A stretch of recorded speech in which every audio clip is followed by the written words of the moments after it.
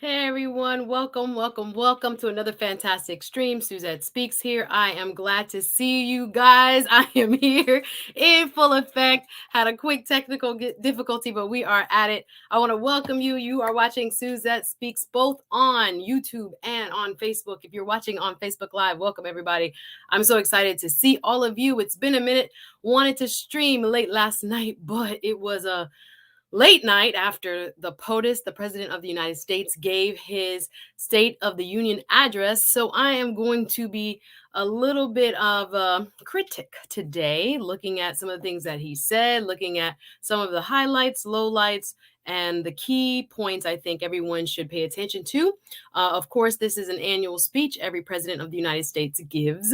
And in this speech, they try to motivate, they try to inspire, they try to hopefully uplift the nation and get people ready for what's happening. But before we get into it, I really want to welcome you. I missed you guys yesterday, first and foremost. It has been a wonderful day here in the MIA, and I'm going to drop the link a little bit later to see what you guys had to say if you got a chance to watch the State of the Union. So if you got a chance to watch it, you're in the right place. I will definitely be seeking your feedback in a little bit. And of course, I know that many of you think, the country is in dire straits, and I wouldn't entirely disagree with you because we have had so much turmoil both in and outside of our country.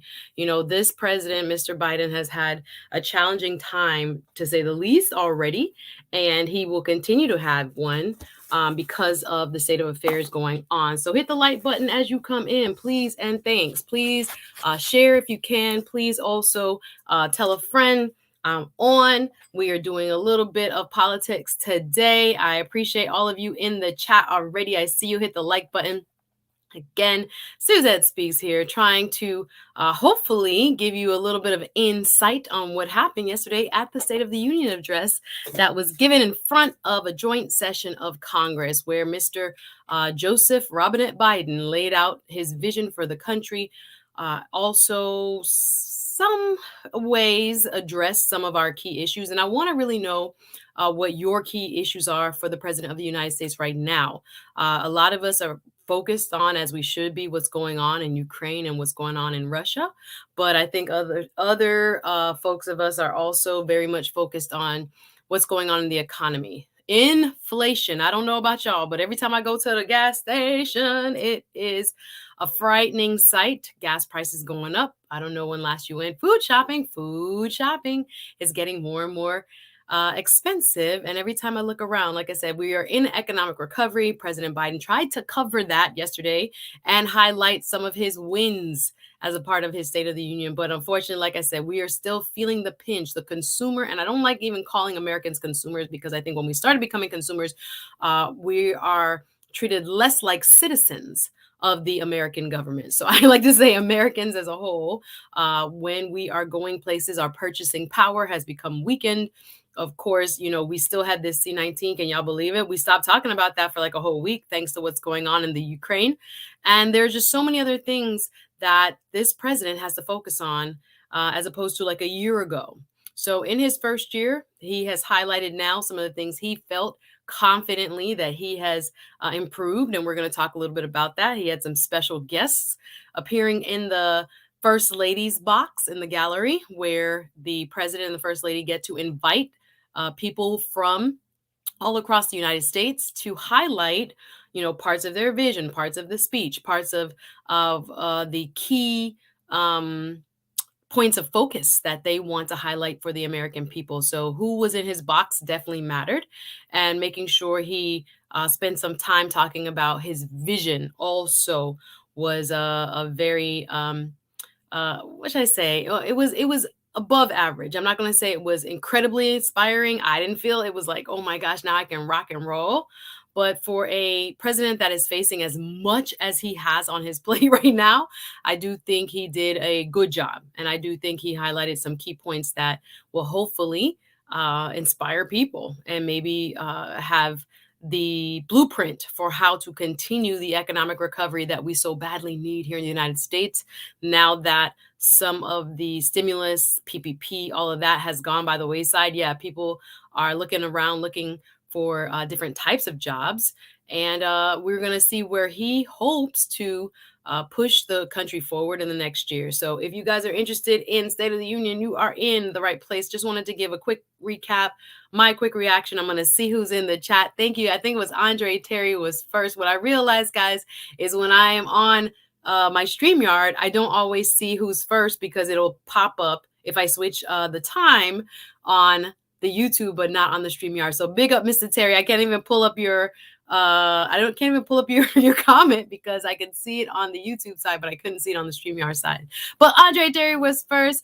RM, sweet RM, my number one. Y'all don't be mad.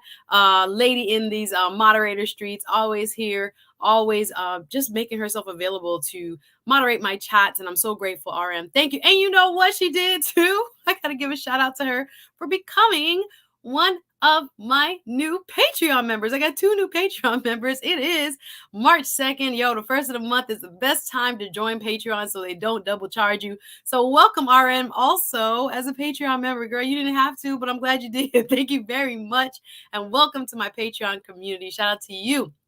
Pennsylvania in the building. Who else is here? DL St. Wagwan. I know you might want to come up because we are going to talk a little bit of Ukraine because, of course, that was a key focus. Literally the first 10 minutes of the State of the Union address President Biden spent on Ukraine and speaking directly to Vladimir Putin. So, and the oligarchs there in Russia. So I want to know what y'all had to say after watching it. If you didn't catch it, don't worry. I'm going to do a quick recap and some highlights of what President Biden pointed out. Of course, this was a unique moment when he did mention standing with Ukraine and standing against tyranny. That was a moment where both sides of the aisle, like literally Democrats were sitting on one side, Republicans were sitting on the other side. And that's when they both rose and gave a rousing applause to his comments, which is not very common. State of the Union oftentimes shows where parties divide. You'll see the faces, the made up faces. I was watching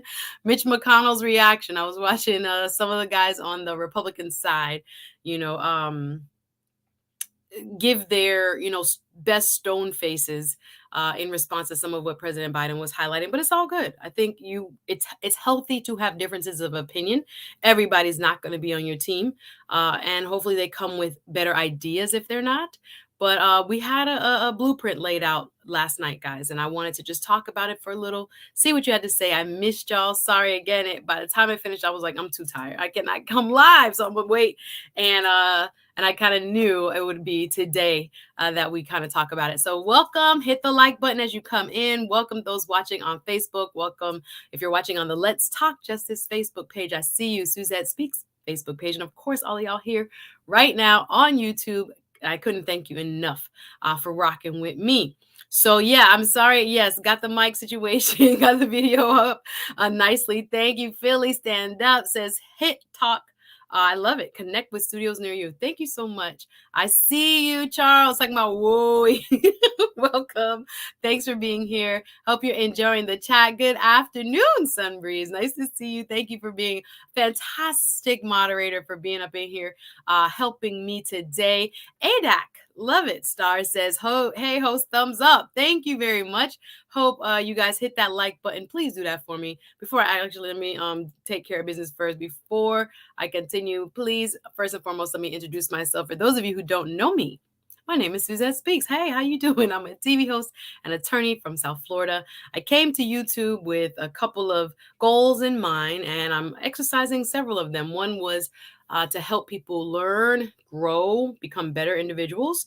And I'm still doing that. I'm doing that most on my Patreon. And I think I'll have a Patreon live this Saturday, probably Saturday or Sunday, where we talk personal development, personal growth, emotional intelligence. I get to share stories more about my life and things that I've been through and things that I've learned through, journaling, reading, articles and such. I try to give people food for thought that can help them become better. So we'll be doing some of that this weekend through Patreon. And I do have a lot of shows where we're talking about how we can become better individuals from inside out. My other passion, because I'm an attorney, is social justice and law. I love me some current events. So you'll see a little bit of a pivot this year because 8 months from now, we will in the United States be voting in the midterm elections. What does that mean? There's a whole lot of change that can be orchestrated by who wins control of the Senate, right? Local elections also are very important to me. If you go back and look at my YouTube repertoire, I have interviewed elected officials from state attorneys to people running for Congress, and I'll continue to do that because I think it's important that we see and understand the importance of all of the folks who are seeking office and understand where they are in terms of how they plan to shape the agenda. Sorry, my alarm just went off. How they plan to shape the agenda of our country. So that you will see a lot of coming up. I have been in contact with, and hopefully we'll get some interview dates with some movers and shakers when it comes to the social justice movement. I really wanted to highlight Trayvon Martin's 10-year anniversary and some other folks I reached out to, not yet getting a positive, response yet, but fingers crossed. We're going to continue to build a platform and continue to be a voice for our marginalized communities and the folks who are not necessarily heard all the time. That is something that's very, very close to my heart. So fighting for those who are voiceless, highlighting things that you might not see on mainstream media, bringing my voice to the conversation. These are things that are so important to me, and I'm going to continue to do it here. So thank you for rocking with me. If you like a little edutainment, if you will. And the other part of me, I do some social what should I say, relational topics as well. So I have a couple of guests I have invited for future and in the past to talk about things like dating and how to, pick well when we go to find our significant others and how to, build a family. That's something that I've been thinking a lot about. And making a strong family means making community stronger. And whether you're single, whether you're married, whether you're searching, whether you ain't in these streets at all, it doesn't matter. I think, once you love people, once you want to see people, live to their fullest potential, you're in the right place. So hit the like button, y'all. I hope you guys will enjoy my content. Like I said, today is a little bit more heavy lifting. I was paying attention. I'm not going to lie. I was on my stationary bike while I was listening to the president's speech last night. I was doing stretches afterwards. I was getting the Republican response in as well. But I had to, we're trying to get our daily workout on. The other part of me that I want to share with you is that this Lent season, I guess I will share it more on Patreon. Some of the stuff we're giving up for Lent. I don't know, everyone here has different beliefs. You may not have any beliefs, but I also, like I said, on that kind of interpersonal and spiritual journey, I will be sharing some of that with my folks on Patreon over the weekend. So big up yourself if you're here. If you want to get involved, I'll be dropping the link. I hope you guys understand that, again, while I'm a commentator of, social and political issues, people first, no matter what party, no matter what you think about, whoever is running, people first, the people, we the people first is how I approach these conversations. And of course, I always bring my legal hat, my legal mind a little bit to what's happening. So I hope you guys will enjoy my channel. I try to bring original content, trying to bring content that I would like to listen to, whether I'm at work, whether I'm at home, hanging out, on the weekend, working out, whatever. I want to bring you stuff that hopefully will enlighten you, empower you, and inspire you. That part too, right? So welcome one and all. Please hit the like button. For those of you who are watching me for the very first time, big up yourselves. Like I said, this is something of a hobby turning more serious. So I think if you can join me on this journey, I would appreciate you very much. Appreciate it is where I was going with that. If you want to support, there is the Cash App, so you can always support. I'm trying to get my soundboard next, so I can add a little drama to what we do here and emphasis on certain points and people as you guys come up as my guests. So my rule is you can come up. I'm going to drop the link where you can click on and come up and be a part of the show. You waive your right to privacy. You must show your face, but you can come up and express your opinion on the news of the day, on the current event that we're talking about, on the social justice issue that we're talking about. And last but not least, I have a Patreon. I come live a couple times a month on separate show, separate platform. I'm also going to finally activate my YouTube membership, guys. So you guys have been asking, Suzette, why don't you have your YouTube membership active? Please forgive me. It's not because I don't want to. It's just life happens, and sometimes you get through these busy seasons. But nonetheless, all my supporters, shout out to my 2 new Patreon members already on the first of the month. Let's go, RM. And thank you, David Hunt. Good to have you in the fold. Thank you so much for supporting my content. Thank you so much for just rocking with me. And I hope, we'll continue to grow over there and do some heavy lifting, some deep dive conversations that hopefully enlighten and inspire. So thank you again. Patreon.com/SuzetteSpeaks. So what we talking about today? Y'all, we talking about President Biden's State of the Union address was given last night. And just wanted to show, that there were parts of it that I think people should be aware of. So I just wanted to give, some highlights, if you will, as well as give some of my opinions. So I want to welcome you. Listen, this is not a Democrat. I see you stop voting for the Democrats or the Republicans. I hear you, TTOO. But whoever's in power, I think it's very important that we just evaluate and continue to analyze and stay on top of no matter what, right? So big up yourselves. Thank you for being here. I see there's so many comments you have, TTO. If you want to come up later, please come up, cam up and come up. Hey, Diani, you coming through at the right time, my darling. Hit the like button. Thank you so much. Appreciate you again, Sunbreeze, for being here. Hey, the Miss Creative. Thank you for sending me that video. Appreciate you. Y'all can always send me show ideas and topics as well. Email me. Let me know. Peace be unto you. Big up my Patreon member, Mr. Doug, in the building. Thank you so much. DL Saint already showing love. Thank you so very much.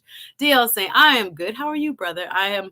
I was checking out your Instagram. I was like, I didn't know you did all that comedy stuff with all those super famous people and stuff. Okay, I didn't know you was in these streets, and it looks like you're in Miami pretty often. So if you have a comedy show or something, let me know. Let me know.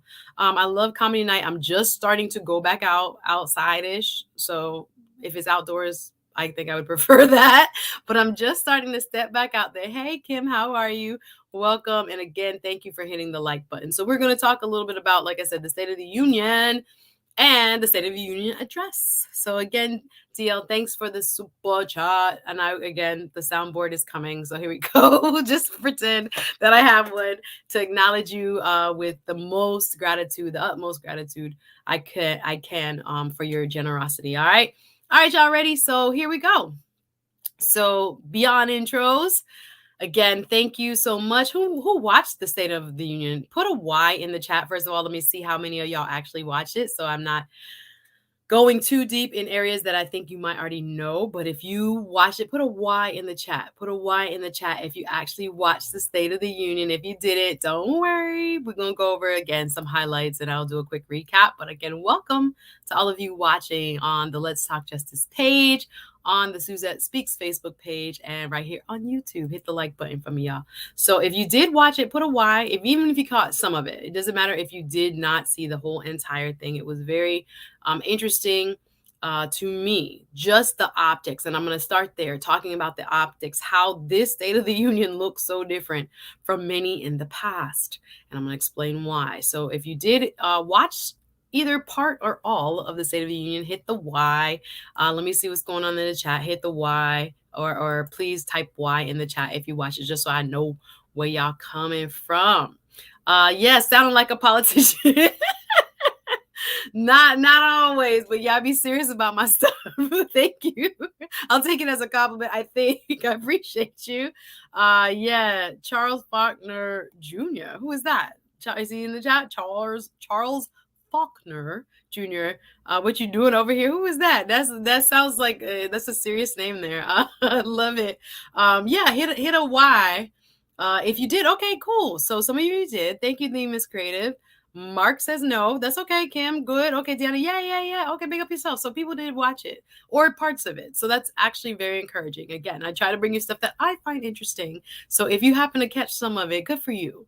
Good for you. My mom always said, when the President of the United States speaks, we listen, right? Like him or not, agree with all his politics or not, You got to listen, right? Because it most likely is going to affect your life. Lando was watching too. Okay, yay, big up yourself. Thanks for being here.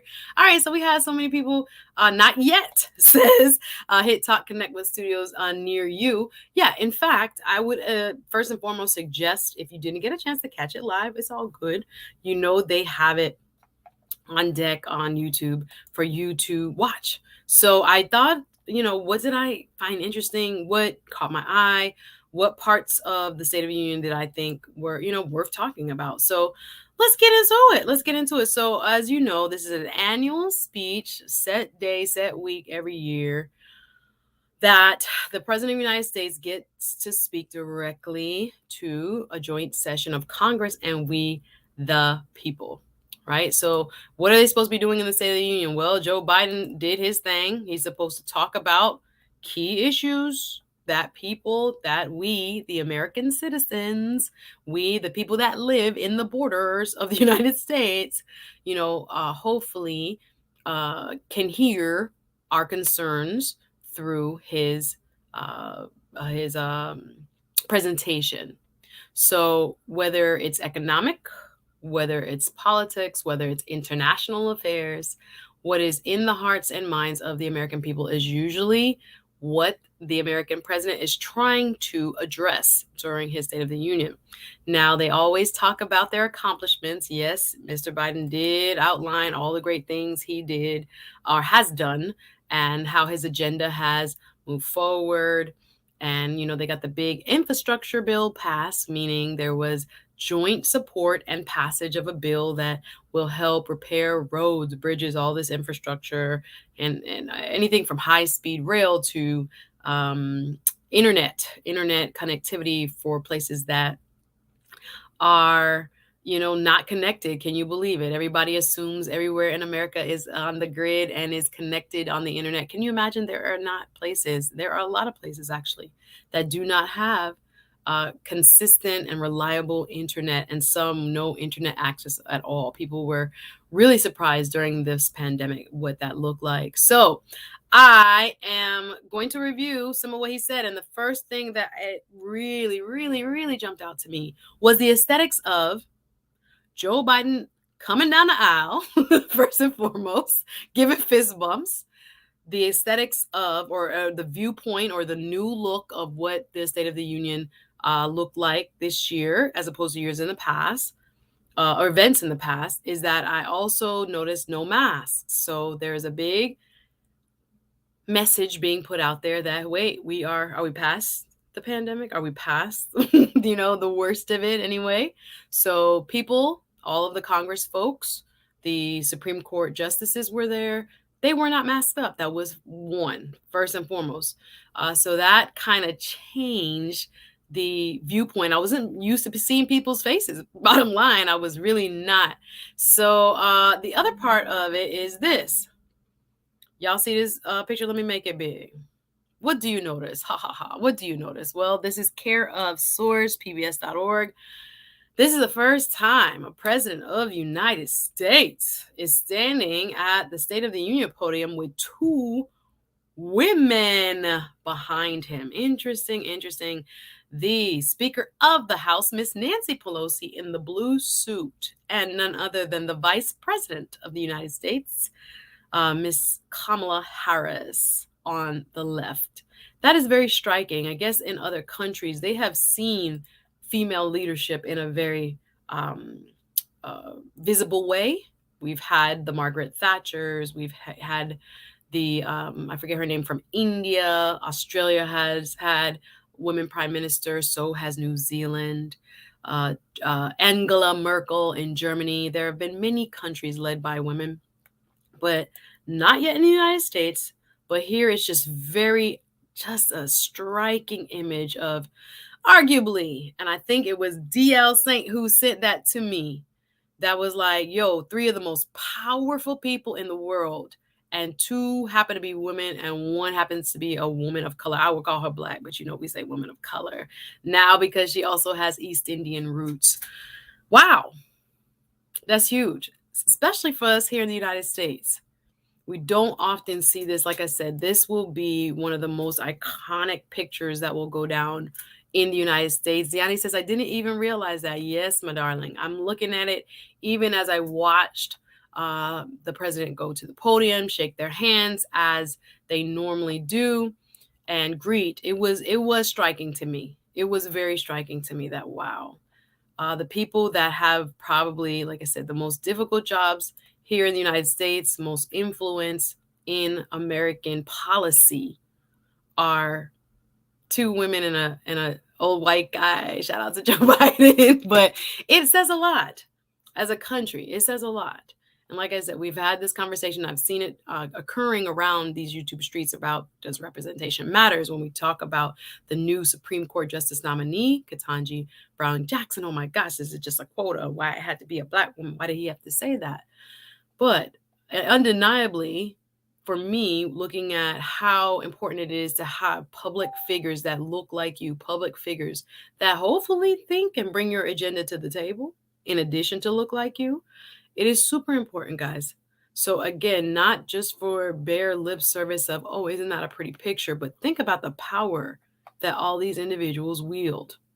Think about the influence of policy these individuals have in directing your life, my life, right? And what happens in our country. So this was one of the most, like I say, striking images of the night.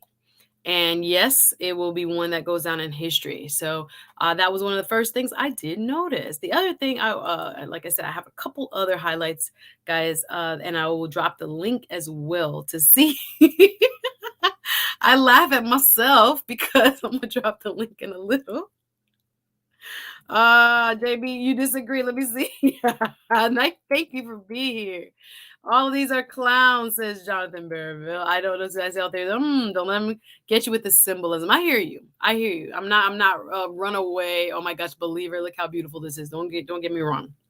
But I will say, to compare and contrast with the type of leadership that we just had, look at this picture here, y'all.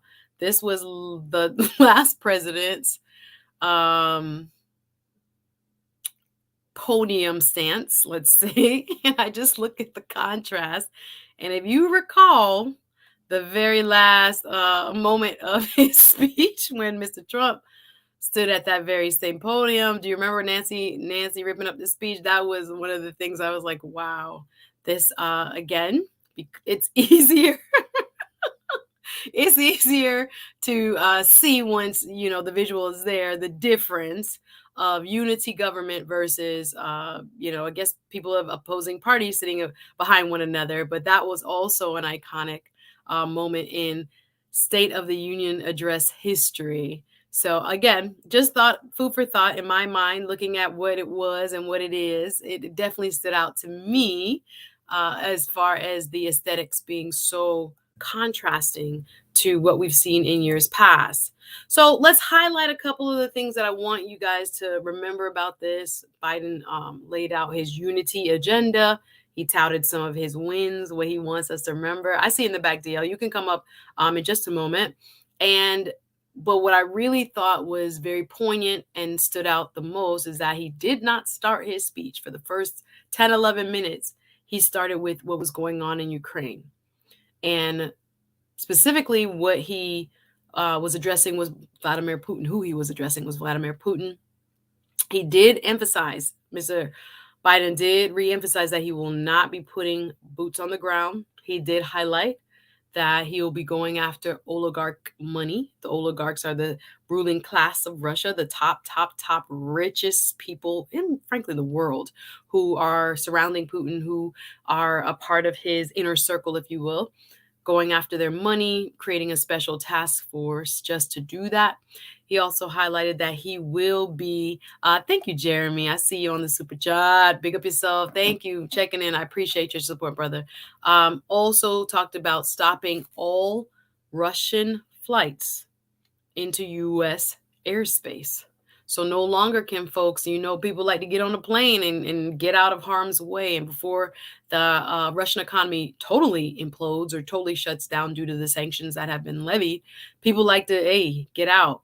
But not anymore, not directly anyway. We got to watch the other countries allowing folks to come by way of those countries. So we got to have eyes and ears open when it comes to what does that mean. Well, it's a direct shot to the bow of Putin's inner circle. It is definitely going to put um, pressure on him, right? Because if the oligarchs aren't happy, it sometimes shifts the winds of who is with you and who is not. So it's a very interesting move. President Biden also emphasized, though, that he's not sending not a troop to go to Ukraine, which he has said before. He said he is undergirding the NATO alliance, and we've done a show on the NATO alliance and what that means. He said anybody touch a NATO partner, 30 countries, the way that agreement is set up, an attack on one is an attack on all. So he was fervent in his resolve to say, hey, don't touch the NATO countries. Don't do that. Don't do that. But there are several Baltic states, countries that are right next to Ukraine that are not NATO states. So where will this end? How far will Mr. Putin go? Thank you again, Jeremy. Appreciate your support. So one of the folks that were sitting next to Joe Biden in the in the gallery, Miss Creative talking about, I agree with corn pop Biden with that. Why you gotta be a corn pop? Your opinion, not mine. Yes, JB says we don't need Americans sending any more of our soldiers overseas to fight these wars. So I'll give I want to call my man names. We can do this without the sleepy, but you give him credit. Okay, good. And I appreciate y'all. Y'all leave your comments. I'll read them. Like, you don't always have to agree. And if you want to come up in a little bit, that's perfectly fine with me. Would love to hear what you had to say. But one of the folks I wanted to highlight is this lady here. She is the Ukrainian ambassador to the United States. And during one of the opening moments of his speech, you saw her, Miss Oksana Markarova, I've been practicing, stand up, get a standing ovation. She had on her colors, you see it on her necklace. She had her flag, and that was also no, don't, you won't get me in trouble. Your opinion is welcome. It's an open forum. Thank you, the Miss Creative. But yeah, Ukraine's ambassador to the U.S. gets a standing ovation. This is via The Guardian. At Biden's State of the Union, Oksana Markova appears moved as she thanks attendees while the U.S. president condemns Putin's tyranny. That was a theme that you saw throughout this speech. Many in the gallery, and I almost kind of wish our vice president might have worn Ukrainian colors. I'm not saying that she should have. That might have been too much, but she had on that brown suit. There was a little bit made. I hate when people are not focused on the issues at hand and talking about women's clothes, but I thought maybe she would have done well to wear a blue just for that solidarity piece. Just a little messaging. You saw blue with Nancy Pelosi. I think that was also a message there. But around the gallery, among the senators, among the cabinet members, the House of Representative members, you saw the colors of the Ukrainian flag, just like she's holding in her hand there. When she was acknowledged, she waved it, she touched her heart, gave her fist. You see First Lady Jill Biden again. Special guests are invited to sit in the box with the First Lady and are most likely folks that have, extraordinary significance to the State of the Union address, things that Mr. Biden or whoever the president is wants to bring up. So there she is. She's getting embraced there by the First Lady. You see behind her another woman with the Ukrainian flag. And around that area, everybody had it on as far as those colors in solidarity with the Ukrainian people. So as you saw that, again, that was a moment that stood out to me.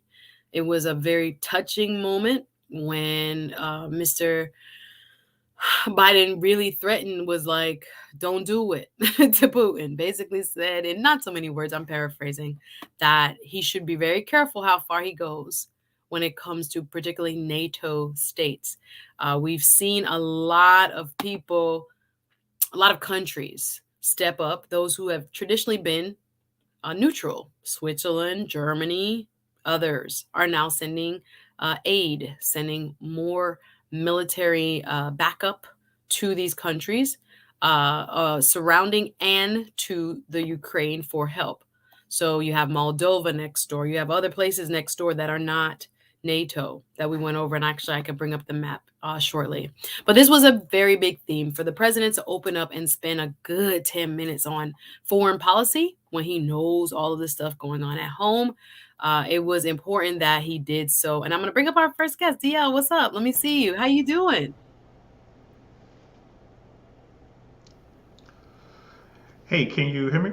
Yes, we have a little short delay. No problem. I'm okay. Thanks for having me. Good to see Oh, you. of course. Did you take some of the speech in? And what were your thoughts?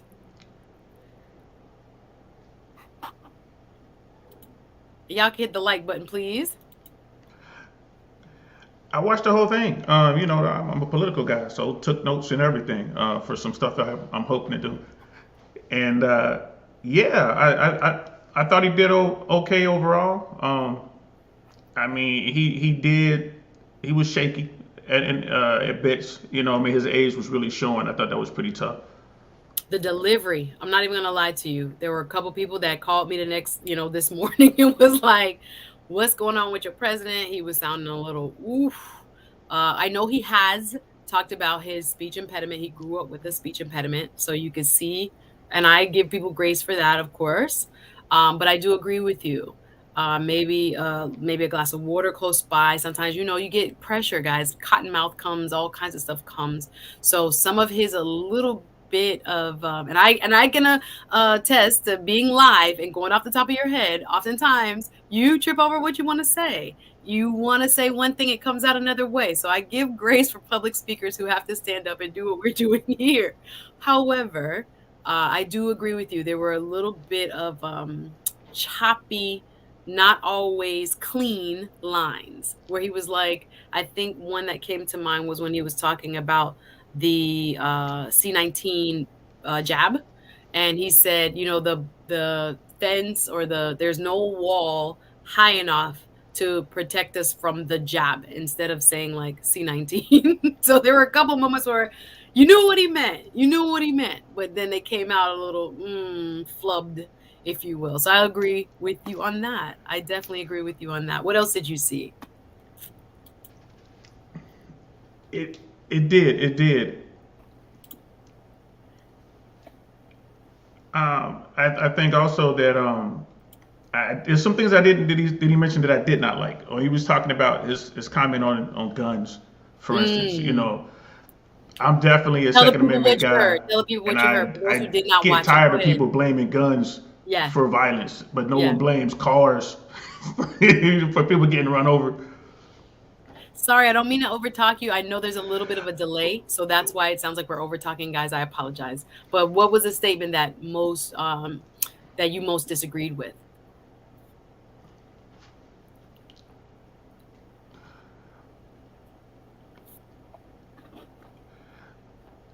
It was well, he was talking about some restrictions that he wanted to put on certain types of weapons and that. And but before we get further into that, I might be able to fix Okay, you this want me to drop you delay. down? So I'm Go gonna ahead. jump out and I'm gonna try to Yep, jump back in. no problem. I appreciate you being up here, brother. No problem. So I'm going to continue with some of the highlights. Y'all hit the like button. I see some of my peoples have joined the chat. I see you. Listen, Rodney said, please, Miss Susie, don't make no excuses for him. He dumb. Why y'all so rough? Woo! Theme is creative. Her opinion, not mine. It seems to be possible to mention. I thought pressure of camera, lights, camera, action. Plus growing up, a little speech impediment, plus a little pressure. Y'all. Oh my gosh. RM says Queen Elizabeth is in her 90s. Flawless. Listen. I don't know about anybody's which I say else's leaders, but I'm gonna give them the benefit of the doubt. Yes, there was a little bit of a drop in the sharpness. I will say I saw that as well. Commented or had chats with a couple other people about it. It was that noticeable when it was. But it was a few times I was like, eesh, oof, ooh, ooh, or he could have, as a speech maker, correct it, pull back and say, let me say that again, and say exactly what he meant. Big up to Links, big up, nice to see you. Thanks for being here. I haven't seen you in a minute. I told him I was late after the watching some of the commentary myself of the State of the Union address. I was like, you know what, let me get up fresh and give a good new stream. Big up Bed-Stuy BK. Again, I'm going to drop the link. If you guys have any comments about what you saw during the State of the Union, what President Biden addressed and how, and whether you think, it's sufficient for what we're going through right now at home and abroad. There's so many things that are on his agenda and on his plate that he had to get through. So let's talk a little bit about his economics. Glad to see you again. Links. And there was, Life of Cash. I see you. How are you? Life of Cash talking about impeachment proceedings. I'm going to go a little bit further into the speech before we get there, but hit the like button if you can as you come in. Just doing a quick review and reaction to President Biden's State of the Union address tonight. And if you had happen to watch it and had an opinion on it, this is the time. I'm dropping the link. Come on through. Y'all got a lot to say in the chat, and I love it. So again, my opinion may not be yours. You may have a difference of opinion from me in terms of what you saw and how good it was and whatever the agenda items were. But we're going to try to keep it substantive. Good evening. I see you, Lo Marcus. Nice to see you. Listen, okay. Life of Cash, I would call that 45. The last president was a person, a lot of mercy. All right, so here we go. It's about to be a very interesting chat. Yes, Doug, I agree with you. November 2022 and 2024 can't come fast enough for many reasons. So like I said, as I'm going through my roster for how I want to prepare for the shows coming forward, you will see some of that social justice. You will see some of the folks running and the activists from around, not only here in Florida, but in other places as a part of the chat here and what I bring to you guys. So anyway, this was a highlight I saw on a Congresswoman's page. Several of the members of Congress did either tweet or Instagram this. This was a part of President Biden's highlighting his successes as a part of his speech. And this is a very, very short image with a couple of highlights. He did go further, much deeper during his speech. But this was what I saw online when I was going through Twitter and going through Instagram. So one of the things that he wanted to emphasize was that there was a lot of growth coming from where we came from. Got to remember what 2020 going into 2021 was looking like, the bleakness of it. Then we got the full blown, pandemic. And he wanted to make sure the American people, because I think one thing I do believe, this president has a problem with messaging. When you do things and when you do them well, you must spend time telling people about them. And again, the State of the Union is one of the great and I guess kind of easiest examples of how to do it. But beyond the State of the Union, I don't think the messaging is getting out there as effectively as it could be when it comes to some of these wins as President Biden sees them. So you'll see there 6.6 million jobs created, fastest growing GDP in nearly 40 years. I don't see inflation on here though. 375,000 new manufacturing jobs created. Like I said, these are obviously going to be highlights and markers that is going to make him seem as if, he is doing what we elected him to do. If you voted for him, if you didn't, he's trying to make the case for those who did not, that he is being effective in bringing the country back from what was, very, very dark days of the height of the pandemic. If we really think about where the economy was just a year ago, the numbers have improved quite significantly. And so I think during this portion of his speech, when he talked about economics, wanting to emphasize made in America, wanting to bring back manufacturing in what has been called the Rust Belt, but he wants to rename it. And he wants to make sure, especially the semiconductor chips. The gentleman from Intel, the CEO of Intel, was in the gallery in the First Lady's box as well. So he had quite a significant portion of the speech focused on his wins as he sees them here, as well as his economic plan, how he would help address inflation. I don't know if he can address inflation the way he said, but helping him address inflation, stabilizing gas prices, allowing for more barrels of oil to come out of our reserve and to be shipped in from other places. It's very interesting. I want to know your opinion. Did you gain any hope? Were you convinced? Were you inspired by his economic agenda? Do you think he spent enough time and has been as successful as he tried to portray last night? In my opinion, like I said, there are still parts of this economy that have been very painful for Americans. Again, inflation being the biggest one of them. When you go get your groceries, I mean, people going to the dollar store and stuff ain't even a dollar. Like, I don't know if you guys know that it's $1.25 now at Dollar Tree and other places. I'm like, oh, so nothing's a dollar anymore? Okay, is that what we're doing? Oh no, they only have one little section that's a dollar. These pocketbook issues are the ones that truly hit home in mostly in the United States. Now we are going to talk about foreign affairs. We are going to be aware of what's going on overseas, but not being able to again live a comfortable lifestyle. Um, it's a very, very, very what should I say, telling sign for how people are going to view you. So as you see here, this is his main highlights of what he brought forward and made the case for during his speech. And I don't know, y'all, is it enough? Is it enough? There are many that might agree and many will not agree. Hit the like button for me. And we're going to go on to some other points that he brought up.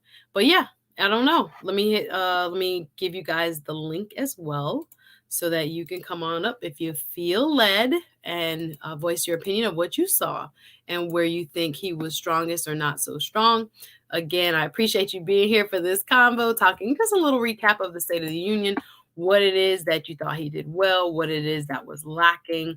Again, there are people that are going to feel, oh, I don't like this party. I don't like this person. I don't like none of it. Well, you know, et cetera, et cetera. DL, you can come on back. I saw you in the back. I know you dropped back down, but you can come on back up.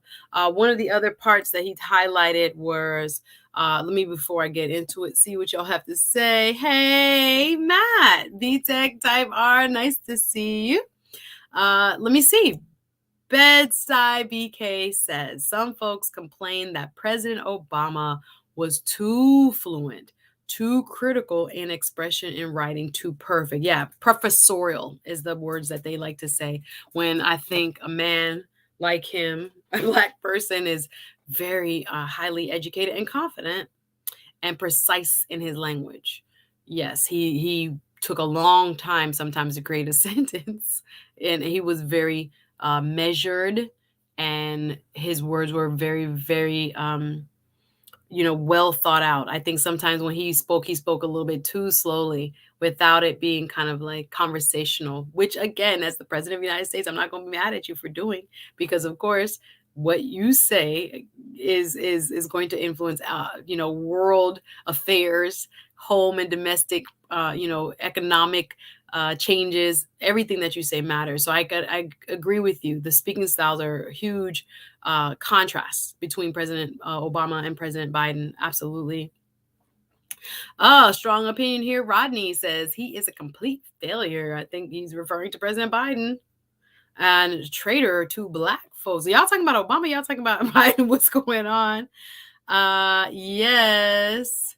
Yeah. Let's see. Bedside BK says, really, how well do most folks communicate in their 30s, 40s, and 50s? How sharp are your thoughts, writing skill? Yeah. So when we're being critical of course, this is the president now, we also have to be reminded that there are a lot of people that, it's a part of their job, but it might not be something that they are, always ready and on the mark with.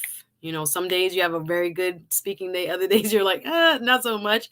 I think, like I said, I'd probably give him, if I gave him a grade, I'd give him a B minus, B-ish, as far as delivery and as far as precision of words, inspiration. Like I said, there was a lot more, I think, gusto he could have put into the speech. I don't think he wanted to sound over the top. I think sometimes people try to sound less emotional, more even keeled when dealing with certain things, especially in the opening when it had to deal with Ukraine. I understand why he did what he did. But yeah, it's very interesting. It's very interesting how he did what he did.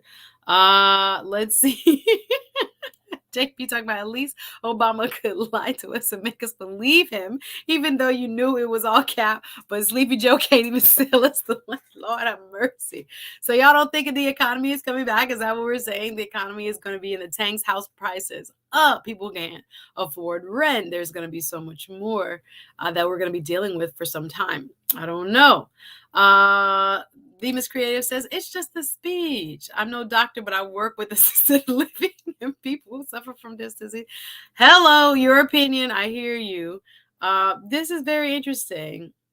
Yeah, it can be very, very hard to assess what is going on. And there are going to be people that are highly critical and saying that it is his it's a diminishment of him. I don't know. I think it's the pressure. It's late at night. You have to say it just right, just perfect, so that you don't offend, you don't end up, putting the country, into question in terms of what his next agenda move is. Links adds, Putin's days are numbered now. The Olga crew is not, the oligarchs, is not happy with him. C19 isolation did a number on him mentally. You know what? I've read some articles about his mental state and whether he is experiencing some kind of, I won't even say delusion, mental illness. Yeah, I think what he's doing is just, let's just say, evil, just wanting to annex another country, another sovereign nation, because you want to expand your territory and kill innocent civilians in the process. Yeah, that is tyrannical by definition. But yeah, this is a lot of speculation around that, Links, as far as Mr. Putin's mental stability. And I don't know. It's hard to say. Some people are just evil. Some people just want what they want and don't have any regard for human life in the process. Other people are saying that there is other things that might be at play as far as why he's doing what he's doing. Yes, Bedside BK, you are right. Ronald Reagan served in office with confirmed dementia, and he's considered one of the greatest presidents ever. Depends on who you ask, but yeah, he could put them sentences together. Demas Creative says, baby, when I look at my check and those taxes, hello, are eating up the top of my pay for $500. Looky, I know. When I finish my shopping, I'm like, you buy vitamins and your bill is like, so I was like, okay, I can't buy vitamins for a while.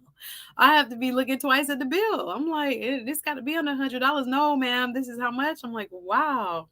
Doug adds, Biden blamed the economy on the price rise of vehicles due to the semiconductors. Nothing about the overspending of Congress. Thank you for sharing that opinion. I hear you. Let's see. Everybody's talking about crypto. JB adding a little spice to the conversation. Thank you, sir. My Life of Cash says, my soup was cold today. Is that the president's fault? Well, there you go. There are a lot of people that are going to try to put everything that is happening right now on the lap or at the feet of the president. And in fact, again, we have to remember what he inherited as far as the beginning of a pandemic and everything that was happening in and around that shutdown, right? So to come back from that, Divis Creative says, I need the basic necessities first. All right, JB adds, I am not aligned with any party. Okay, I align with policies. I hear it. Stay independent. I see you. This is what I saw TTOO write the same thing. Y'all are a little more on the pessimist side pessimistic side. Repubs and Dems are two sides of the same coin. I think especially on certain issues, probably certain issues. When we start talking about what do we call them? Culture wars, maybe not, but on certain, especially, yeah, I could debate this point, but certain issues, some people will say no, for sure. Rodney adds, I'm convinced that the Democrats are a total failure, like they have been, for the last 50 years. The party of lies and failure, nothing else. Okay, Rodney, I hear you. Both of them. Y'all so funny. Rodney adds, woo, you guys are harsh. as far as his performance, you gonna give it an F? Lot of mercy. So you wasn't feeling. I guess that's not your party, and that ain't your. It wasn't a party for you watching it. Oh wow. Let's see. Life of Cash says George Carlin jokingly said the only citizens that can complain are the ones who do not vote. Awesome. Party insert D or X. Okay, I didn't vote for nothing, but you complaining. I don't know. I don't know. Let's see what. Yeah. I'm asking for too much. You think so? Well, at an age like what I'm comparing, I think Nancy Pelosi's 80. She's 80 years old. I think also like Maxine Waters is up there, etc. Yeah, yeah. There are people that are, first of all, we're living longer, but performing at a very high level for a very long time. And many of them sit in Congress. So I don't know if I'm asking for too much or is, again, the level of complexities that Mr. Biden is facing as opposed to, 1 year ago is much more stressful, much more stressful. And I think, again, look at how Mr. Obama aged. Biden is already up there. And look how the toll of the weight, literally, of the world on your shoulders took on Mr. Obama. So I don't know. I agree with you because I think age appropriately speaking, there you're gonna lose a step for most people on average. Not saying he has, but on average. But I hear you. It is a stressful job though. So we're gonna need someone with that kind of fortitude, that mental fortitude, all of that. And I think he has that for the most part. But in this delivery, again, it wasn't an A performance. It wasn't an A performance. This is another part of the speech that talked about, the economy.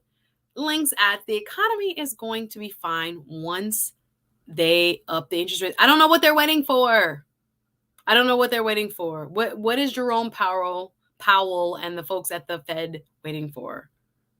I don't know what they're waiting for. They need to increase interest rates, in my opinion. I'm no economist, though, but I think that will slow down some of this inflation. I've read that as well.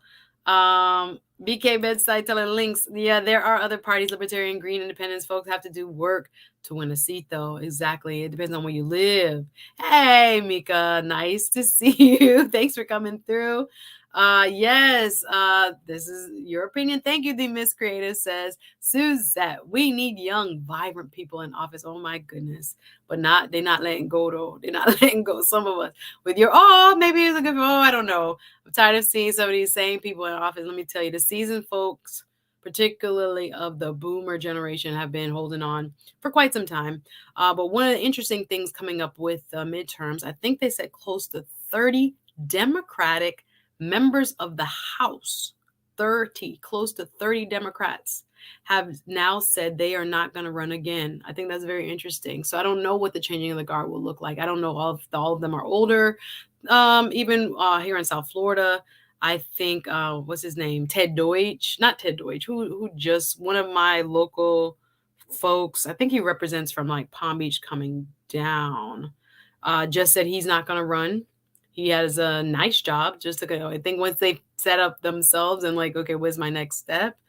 I think they move on, but not everybody does. But yeah, about 30 House Democrats have now said they are going to move on and won't be the incumbent running. Let's put it like that. So these are technically going to be open seats for other people, new blood. Rodney, I see where you land, my brother, saying Trump looks like a very good option at this point. Let me see. JB adds, I don't believe Putin's days are numbered. Y'all don't understand how powerful Putin is. Buddy. His history from his intelligence days to now is proof of that. He ain't going nowhere unless he passes away. My father and I were talking about that. He was like, yo, the only time Putin go and leave is if him dead. That's what his exact words, like if he dies. He has a tight grip on not only the economy, just every aspect from the media. They closed down right now. I read recently every independent television source, news source in Russia, except their main government controlled I think it's called RTV. Yeah. As far as understanding how to maintain control, This gentleman is a boss at that. He's an expert at that. I agree. Uh, Doug adds, Putin was backed into a corner with Ukraine wanting to join NATO. You saw that President Zelensky, shout out to President Volodymyr Zelensky, still in the trenches, literally in bunkers inside of the Ukraine with his people, trying to motivate them for what lies ahead. My goodness, yeah. So there are people that will argue this point, Doug, whether it was the wanting to join the Ukraine and what that looks like. Hmm. Hmm. As if it's justification for this, I don't know. I think that can be argued. What I think that can be argued. Yes. RM says, I think it was Ronald Reagan's professional acting that kept him going. Life of Cash disagrees with me. Low interest rates fire up the economy. Increasing rates will pump the brakes on the economy. Brake too hard, and you can have rising inflation and slower growth. Okay, thank you. Difference of opinion there. Thank you so much. I appreciate it. Life of Cash. Let me see. Yes. So there are ongoing hearings. Bedside BK saying President Biden had to deal with the insurrection. Absolutely. Not even getting office smooth. Like people protesting, nearly trying to overthrow our own government, our own election. And to this day don't believe it's fair and free. So yeah, he had a lot on his hands coming through. Because so funny. Yeah, there's a lot going on over in Russia. I'm gonna drop the link again. I don't know if you hear me. I see you coming up and down. DL Saint, but if you want to come up, guys, now is your opportunity. There was only a couple other things I wanted to highlight. But yeah, some people didn't like the job he did. Ronnie said they need all of them folks, all of them out of offices soon. Recalling what Mr. Biden said on, was it Charlemagne the God show? We do remember. We do remember. Yeah, a lot of people did lose a lot during the pandemic. And I don't know, did you feel inspired? Do you think he addressed that pain enough? Do you think he addressed the pain enough during his speech? Yes, I'm a little bit behind. Say yes, the White House age Obama, but he's back looking like himself. Yes.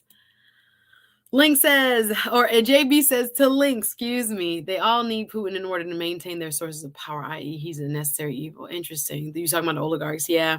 I don't know about the $15 wage. I don't know. What do you guys think? Yes. It is. I don't know what 2022 will bring. That's the interesting part, because we have these midterm elections. They're going to impact now who will have control of the House and the Senate. Remember, right now, by the thinnest of margins, the Democrats control both the House of Representatives, the U.S. House of Representatives, 435 individuals elected from districts all over our country, right? The people's body, and the Senate, right? 2 from each state, is controlled by the Democrats. So the House majority right now is Democrats. The Senate right now is 50-50, with the split tie breaking vote being Kamala Harris, which makes it 51-50. So whether or not the Democrats will have that for the last 2 years of President Biden's term, we'll see. Because you can get things done when you have the president and when you have control of both chambers of Congress. But will the American people keep it that way? Right? Like I said, with all these retirements from Democrats who are serving in the House, will those seats be won by Democrats again? So whether or not Democrats keep that majority is so crucial to passing any agenda, right? Because Republicans will fight you. Obama learned the hard way, tooth and nail. You're looking for places of common ground. They're looking to make your plan dead on arrival. So hooray for, infrastructure spending. But where is the voting rights bills? Where are we on those? Right? Guaranteeing me my right to vote. Where are we? We forgot about that. Where no one wants to bring that up. We have both chambers, right? Who's not going to vote for it? Right? The John Lewis Voting Rights Act, where we kind of left that alone, or what are we doing? Okay. So there's more to this agenda that I really, in the next 8 months, want to see this president address before risking losing both houses. This is important to me. What issues are important to you guys? Where should Mr. Biden be focused now that he gave the big speech? What should he be focused on now? Hmm? What are the key issues for you in your life? What must the US president now address now that we had this wonderful speech? Let me skip ahead, sorry. Now that we've done this wonderful speech, what next? Many are asking. Where should he focus? Hmm? According to many, some parts of his agenda have fallen by the wayside. And I think if he hasn't learned anything from Obama, he must learn. Bipartisanship only goes so far. Sometimes people don't want you to win. Sometimes people don't want you to look good. Sometimes people don't want you to get credit. Right? So even though we hope that all parties at all times are working for the betterment of the American people. It doesn't always work like this. This is politics. Y'all drop a comment. Hit the like button for me. We're just doing a little recapping of the State of the Union address. I'm going to read more of your comments. I'm going to catch up. See you guys going wild in the comments. Please hit the like button. I'm Suzette Speaks here. If you want to support, I appreciate y'all. All those who've already sent cash, I didn't even check the Cash App. There's the Cash App or Super Chat. Thank you so much for supporting this type of content. I hope you guys are enjoying it. So I want to read some more of your comments on where we go from here. State of the Union was an interesting speech. Like I said, only parts of the speech that I saw was truly bipartisan. Honestly, it was when President Biden opened up with his talk about facing the tyranny of Vladimir Putin, also on immigration.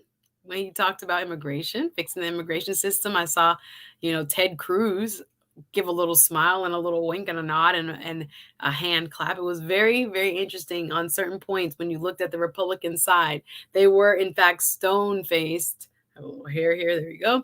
They were, in fact, a little stone faced. I just really love sometimes looking at how people react. Those reactions were impeccable. DL, come on up if you want to. I don't know what's going on. I see you in the back and then I don't see you. So if you're coming up, come on up. You guys, I dropped the link. If you want to come up, come on up and let me know what you thought about the State of the Union, what Mr. Biden should be focused on from here. Let me catch up on the comments a little bit. Appreciate the love. Thank you so much. I see the super chat. I'm going to read up to the comments getting there. Chair Powell, let me see. Life of the Cash says Chair Powell spoke to Congress today. He said that a 25 point basis point hike, 0.25% is reasonable. Okay, I'm with you. I'm not talking about bringing up how much points. Thank you. For March 15 the 16 Fed meeting. Okay, some forecasts JP Morgan expected to be between 5 and 7 hikes this year. I agree. Little by little. I'm not trying to cool off their growth. Don't get me wrong. I see you on that. Yes. Okay, we're getting philosophical here. Julius Caesar had a tight grip on Rome. Beware of the Ides of March. Okay, who know their history? Let's go. Oh my gosh, BK Bedside said, Bedside BK said, drop Putin in the New York subway system for 2 weeks. He won't survive. Y'all crazy. I love it. Let me catch up a little bit more. Doug adds NATO in Russia's backyard. I think not. That's just asking for smoke. I'm telling you. Both ways, though. Both ways. I'm telling you, now that you've seen countries like Germany and Switzerland get involved, has a lot to say. Has a lot to say.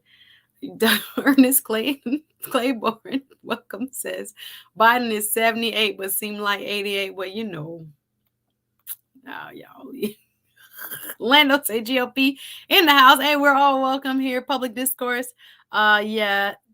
Yes, he said that. So this was another point that he did mention. Thank you for bringing it up. Bedside BK saw that she was on it last night. How about the president appointing? Y'all better be aware. Special investigator for pandemic fraud. Lots of folks gonna be paying fines and some in jail. We've had some big stories here in South Florida with a daughter of a mayor that was just caught up in it. And I feel for her. It's not a game, but yeah, that he was gonna make a whole office, a special investigator, a new department just for this. A lot of people beware beware. Yeah, the PPP ain't no joke. This I'm like, yeah. Life of Cash says voting rights bill and Build Back Better Senators Mansion and Cinema have entered. Yes, exactly. So we have two people who are arguably Democrats in name only. They are not necessarily voting along party lines and supporting the agenda of the president. So yes, that's part of the reason why we are not moving forward in some of the direction that I think the president wants to, and that he actually promised, some would argue, the American people. So when you look at this, yes, these two people right here, they say, is Joe Manchin the real president? I didn't say that. I think that was Charlemagne the God asked Kamala Harris that, and it was very upset. She was very, kind of taken back by it. Yes. So Doug predicts in November there will be a red wave. The intentional millionaire. I'm not laughing. This is not funny. This is not funny. Talking about, I can't even read the comment. This is not funny. Woo! Yes, I agree with this, JB. When the Dems had all the leverage, this is the hard lesson that Obama learned. When the Dems had all the leverage during Obama's tenure, Obama spent his time pushing Wall Street and not working for the American people. I think pushing agenda that he could get support with across the aisle. I think it was a little bit too much. Bedside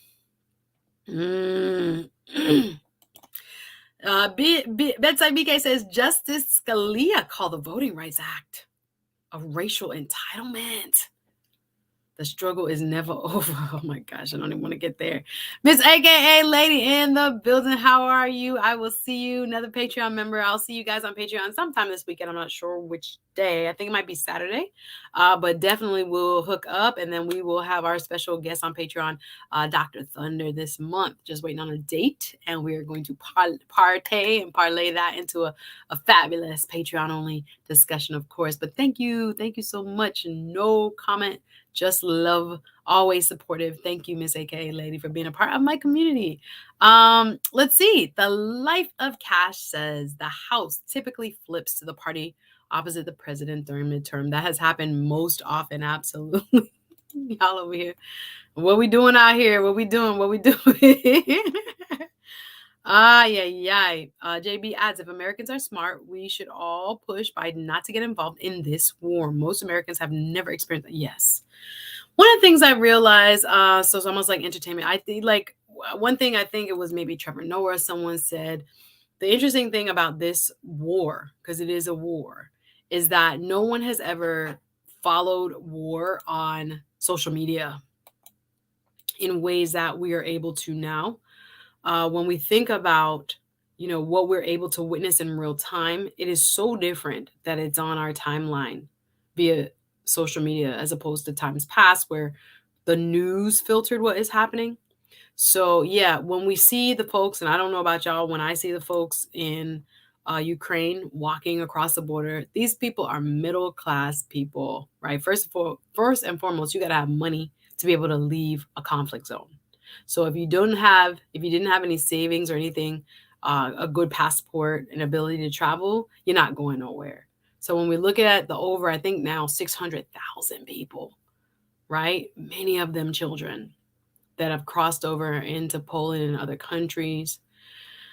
The striking images that I see are showing me what looks like to me, this could be America. Like this could be any everyday people here, from the dentist to the garbage man to the person who, the mail carrier to whoever.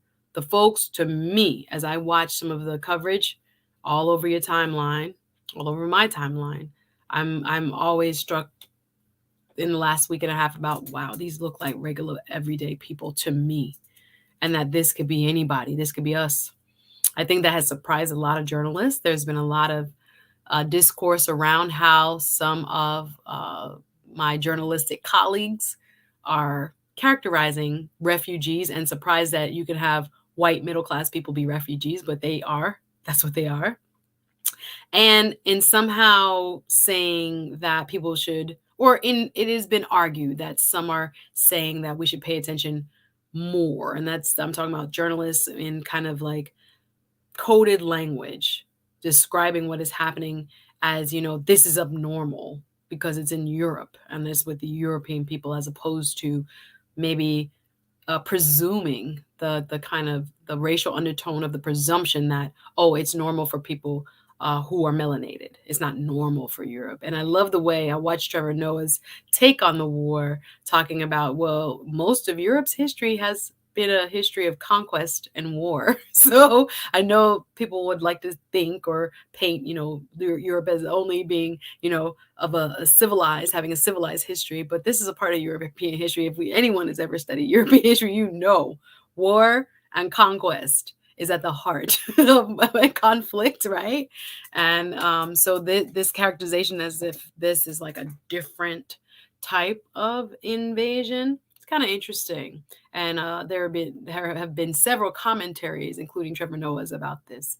And I don't know, what say you? Have you noticed it? How I think it's people or the folks who are covering some of it, who have been criticized for doing that. I'm not going to say it's everyone, but it's been noted that some commentators seem somehow taken aback that the people are blonde hair and blue eyed and look, like I said, like everyday working middle class people, who had a standard of living. I think it shocks some people that, other places around the world, not just the US, has good standards of living, man. They have people that live good, take care of themselves. You can see the women, their hair is colored and nails are done and things like, they look like they were living like everyday normal people's lives. And I think it has shocked, not only those in the media, working in the media, but others. And we got to be careful that we are not somehow adding any kind of like racial differentiation to how we're covering it and how we're characterizing the people who are suffering. I'll leave it there. But yeah, there has been some pushback when it comes to how, folks are covering who a refugee is. And you guys can find evidence of that on your own. Um, Rodney says, I'm going to be the brokest person ever. This is interesting, Life of Cash. Yes, FYI, I did notice also Mr. Manchin, who is a Democrat from West Virginia, sat with the GOP on their side of the aisle, not with the Democrats. I think that was very telling. Super, super, super interesting statement he was making. Yeah. Let me see. Right, seeing Africans, yes, this hurt me because, like I said, Trevor Noah brought it up. I wasn't gonna bring it up here, but it did. It struck me just as a human being. We have to be careful that even our internal biases are not being presented when we're trying to cover news objectively, and that can be very difficult. I don't think people were being, outright racist, if you will, but I do think there were a couple people that were very struck by this could be me. They were looking at people that look, I mean, if you had them suitcases ready, passports ready, you had to work somewhere. You had to be from somewhere, right? And the fact that all of them, or at least what we're seeing through social media, are standing to fight, that says a lot about a culture too. That says a lot about a culture too. So yeah, Mika adds, right, seeing all them Africans and helpless folks in Ukraine being mistreated is another thing. And I saw stories just like you guys that there were African students, folks that are not being allowed. And I think we have to think of it. And I think I was watching maybe CNN and Lieutenant General Honore. I don't know if you remember him, a Louisiana gentleman who helped during Hurricane Katrina, was talking about what is wrong with this immigration system for refugees through Poland. Why is it taking so long? If you see some of the bottlenecks at the train stations, etc., why? And he was talking about how there's like a culture of check of documents that has to be adjusted because it's a war. You can't sit people at, the line the same way as if it wasn't a war. And he talked about how, the military doing things during the Katrina disaster helped because it didn't have this kind of bureaucratic mentality of like, wait, you can't step over here in Poland. I have to, or whichever side of the border, not just saying it was Polish officials, but it was very interesting to see that aspect. I see you. Doug says Russia may look evil because of all the coverage, but what does that make us? Interesting point, Doug. All the invasions in the Middle East under false pretenses and there was no evidence of mass destruction. I'm not saying that we perfect. I hear you. I hear you. I hear you. Very good point. Thank you. Yes, JB adds, we are all so protected as Americans that we don't realize it could happen to us and reach our backyards if we're not careful. Exactly. That's why I think there's been so much, painstaking planning on behalf of the president saying, we not going over there. We are doing everything to avoid a direct conflict with the Russians as possible. Everything that we can possibly do. Yeah, yes, exactly. People will not necessarily, hey, you were first today. Hey, Andre, nice to see you, brother. Thanks for coming through. Yes, I'm an American that has rarely been protected. I hear you, says Bedside BK. Thank you. Y'all bashful today. I'm gonna do a couple more highlights and then I think I'm gonna head out.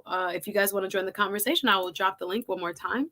We're talking the State of the Union address, and we've covered some of the points already. And actually, I probably have one or two more.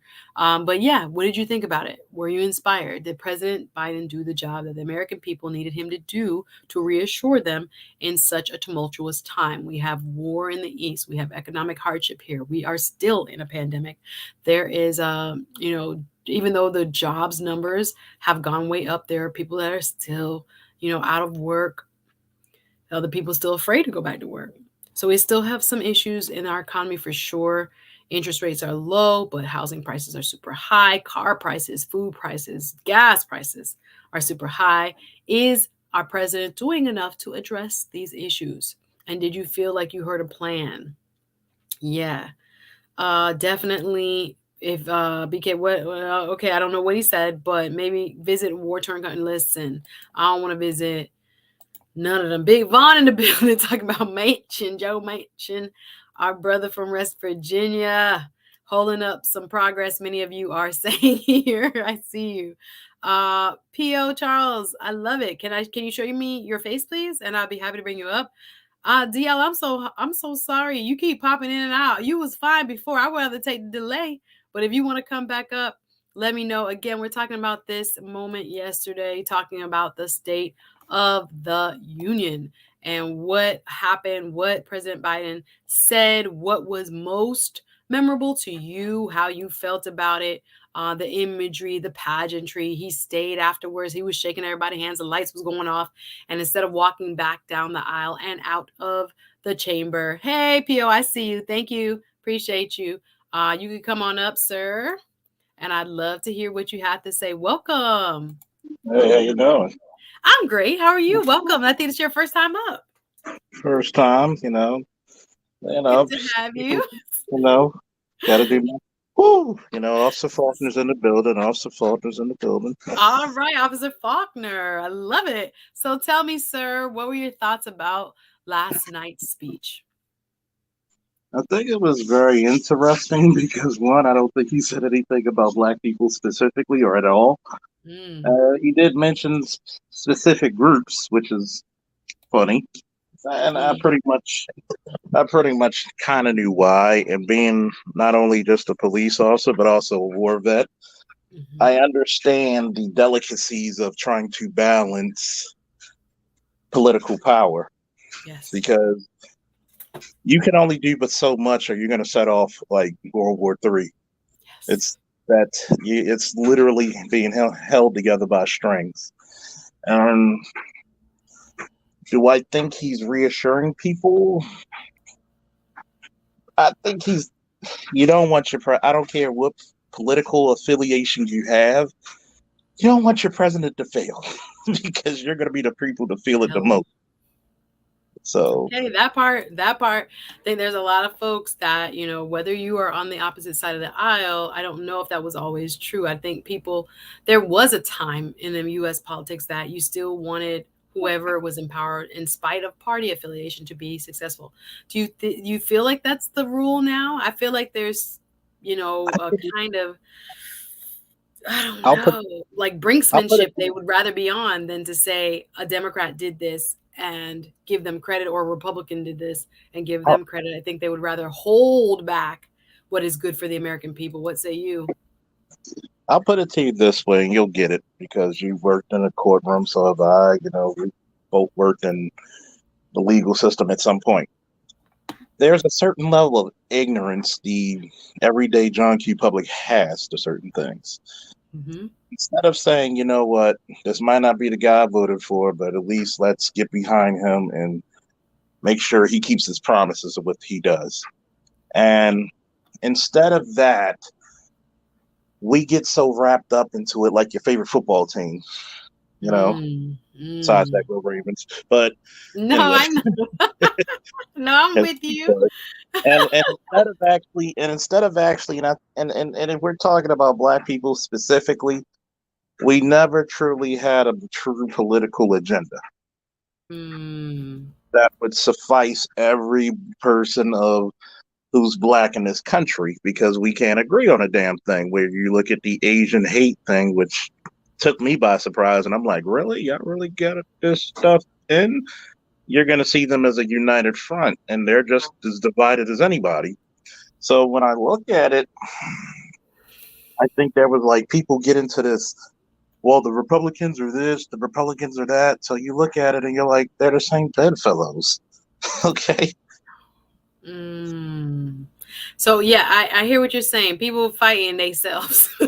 Yeah, It's like I don't hate any other party. There are people now, as you say, the team, and I think that's a good analogy, but it's getting even deeper than that, where they feel like the other party might be evil. Miss AKA Lady adds, as Americans, we once acted like we are immune to certain things. These last few years showed us how what happens in the world can directly affect our everyday lives. That is very true. Yes, speaking of reaching us, those supersonic missiles China just developed can reach our shores. Yes, we have been years past. We have been the recipients of good fortune of being just geographically so far, but not anymore. A lot of these critical, like new age weaponry can reach New York, can reach Miami, can reach LA, and other places. So yeah. Militaristically, you got to think about it. How can I say this? Like, the stuff you see that's going on in Ukraine is a skirmish. It's not a war. People can say, well, that's not fair to cut. Yes, it's not. Putin hasn't really done anything. You don't see the Spetsnaz. You don't see the death choppers. You don't see that. As a matter of fact, you might see the tanks, but the tanks are running out of gas and breaking down. Oh yeah, he ain't there in real life. This is not the full force of the Russian army. I agree with you 100%. This is just enough to let you know, like, get NATO. He's doing his Gran Turismo, and he's like, get the hell out of my yard. That's all he's trying to do to NATO, and it's like, and basically, it's a propaganda thing. The U.S. used Ukraine as a proxy. That's why I've told a lot of people on my channel, like, this is what I was talking about years ago, how we're going into proxy wars. Now, if you set NATO hard, deep roots into Ukraine, yes, you will start World War III. Yeah.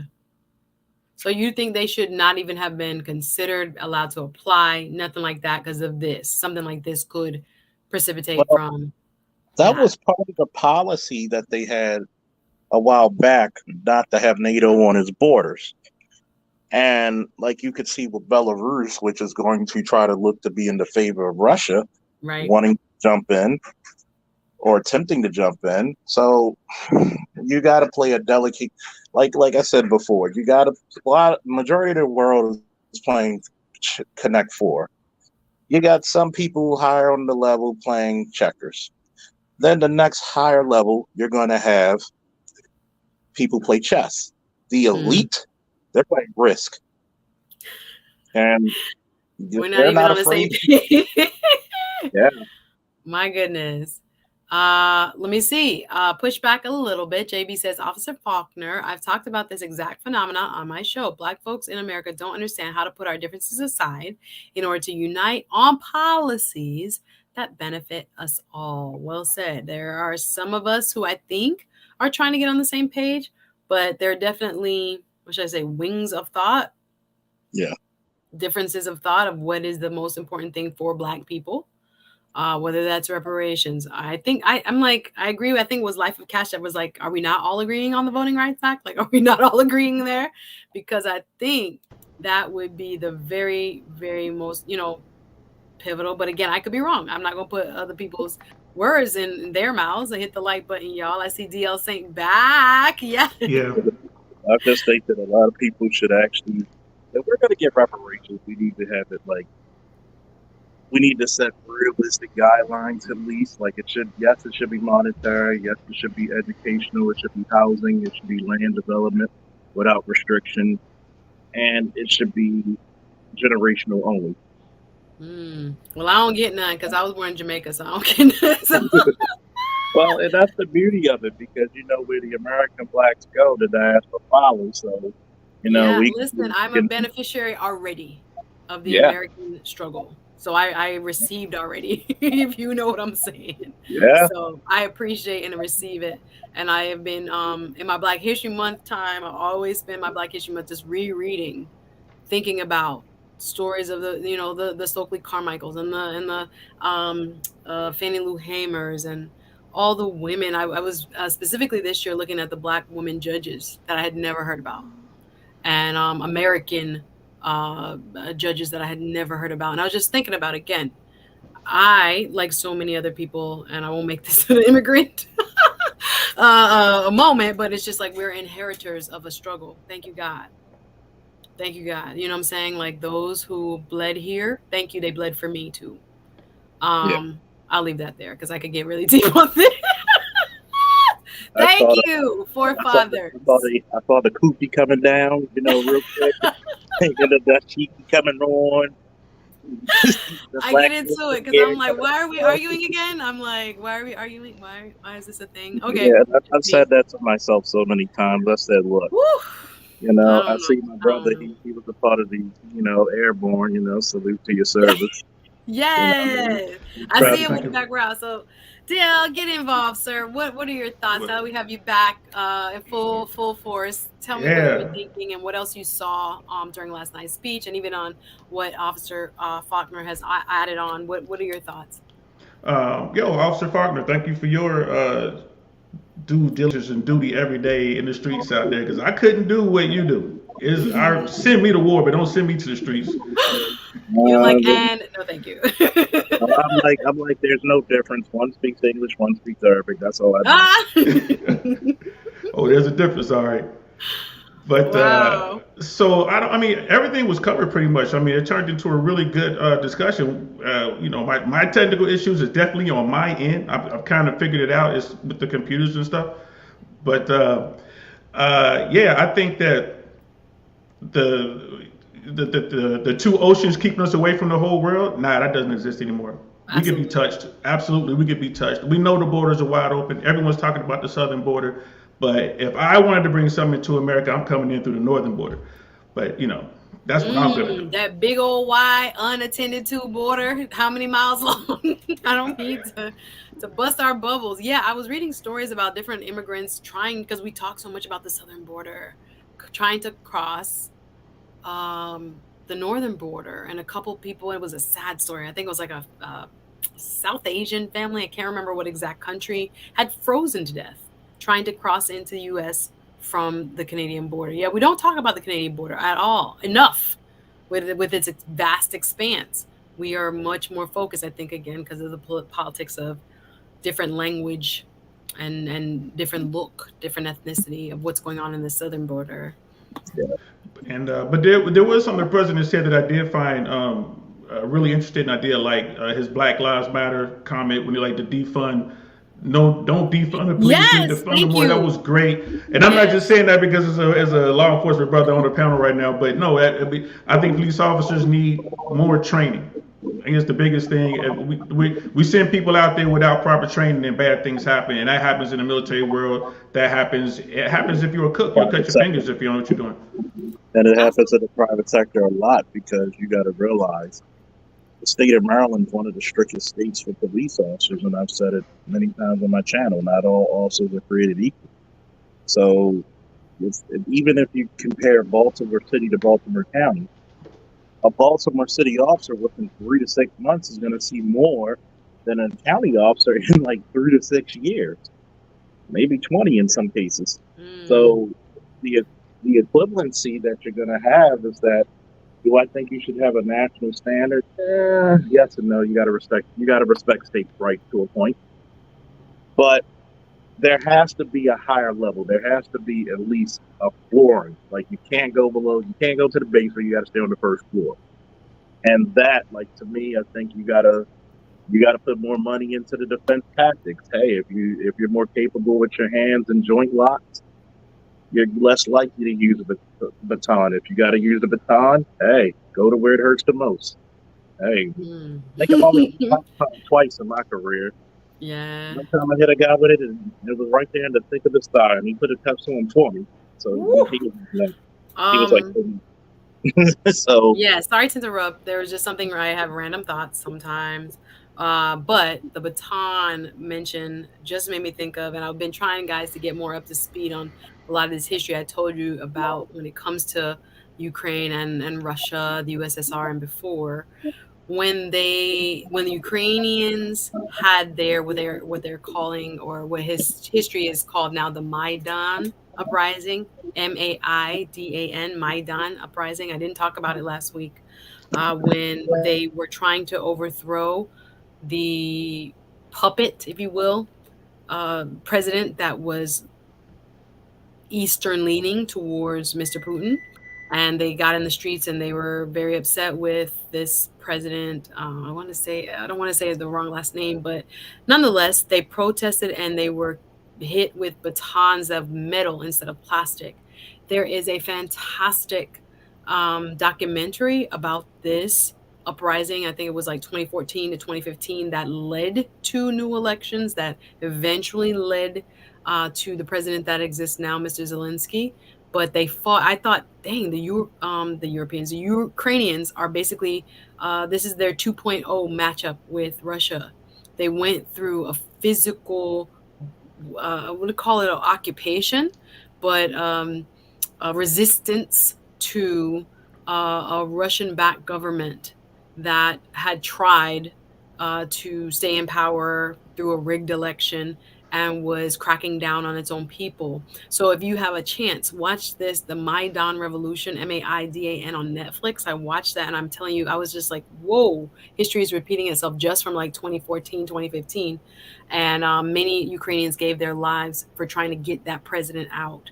And get free elections or new elections held, et cetera, et cetera. That is a very, I guess, a timely documentary that is on Netflix right now. Sorry, just had to throw it out there. I was watching it like in tears. I thought to myself, God, Lee, they just lived through this 2014, 2015, where they had to fight, physically give their lives in their own capital for a president that was, many would say, was an extension of the Kremlin.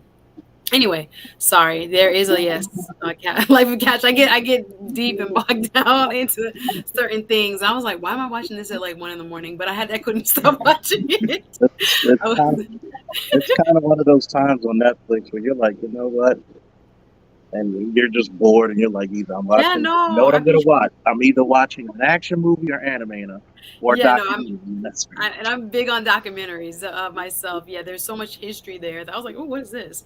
And I'm just glad I stumbled onto it. It's a great document, not that long, hour and a half, but it just enlightened me as to some more of the history there that precedes what we're seeing now.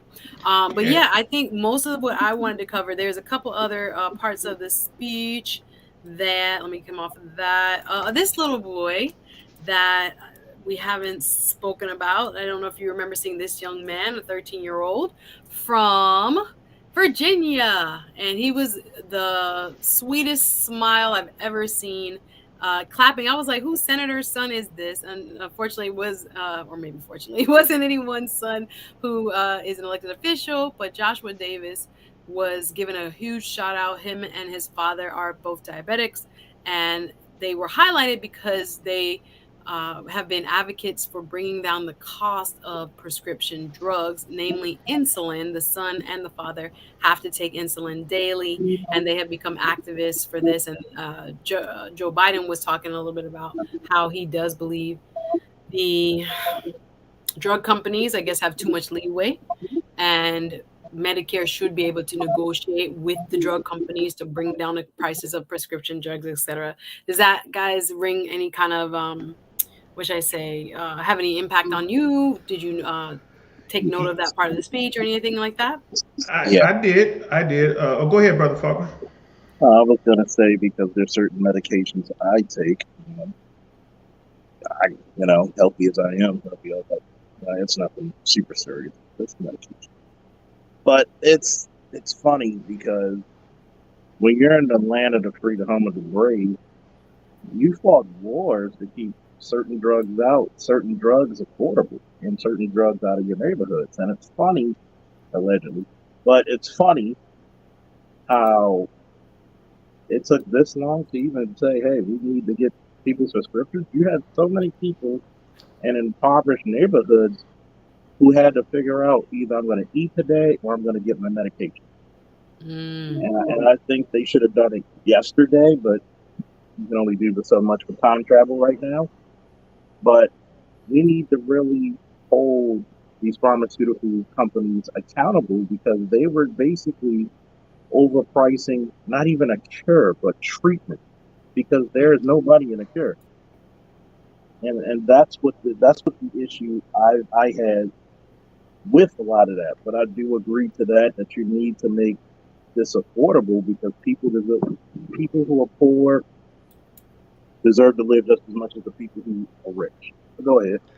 And I agree with you 100%, but we'll never see any movement on it because of pharmaceutical lobby. They're huge, they're mega, and Republicans, Democrats, it doesn't matter. They're all owned by the 1%, and the 1% owns the lobbyists. So until you do something about campaign refinance, until you take money out of our political system, you're never going to see movement on that. Of course, everybody wants affordable drugs. I have high blood pressure. With my medical insurance, I pay $3 for two different meds. Without, it's $500 for the same two meds. Whoa.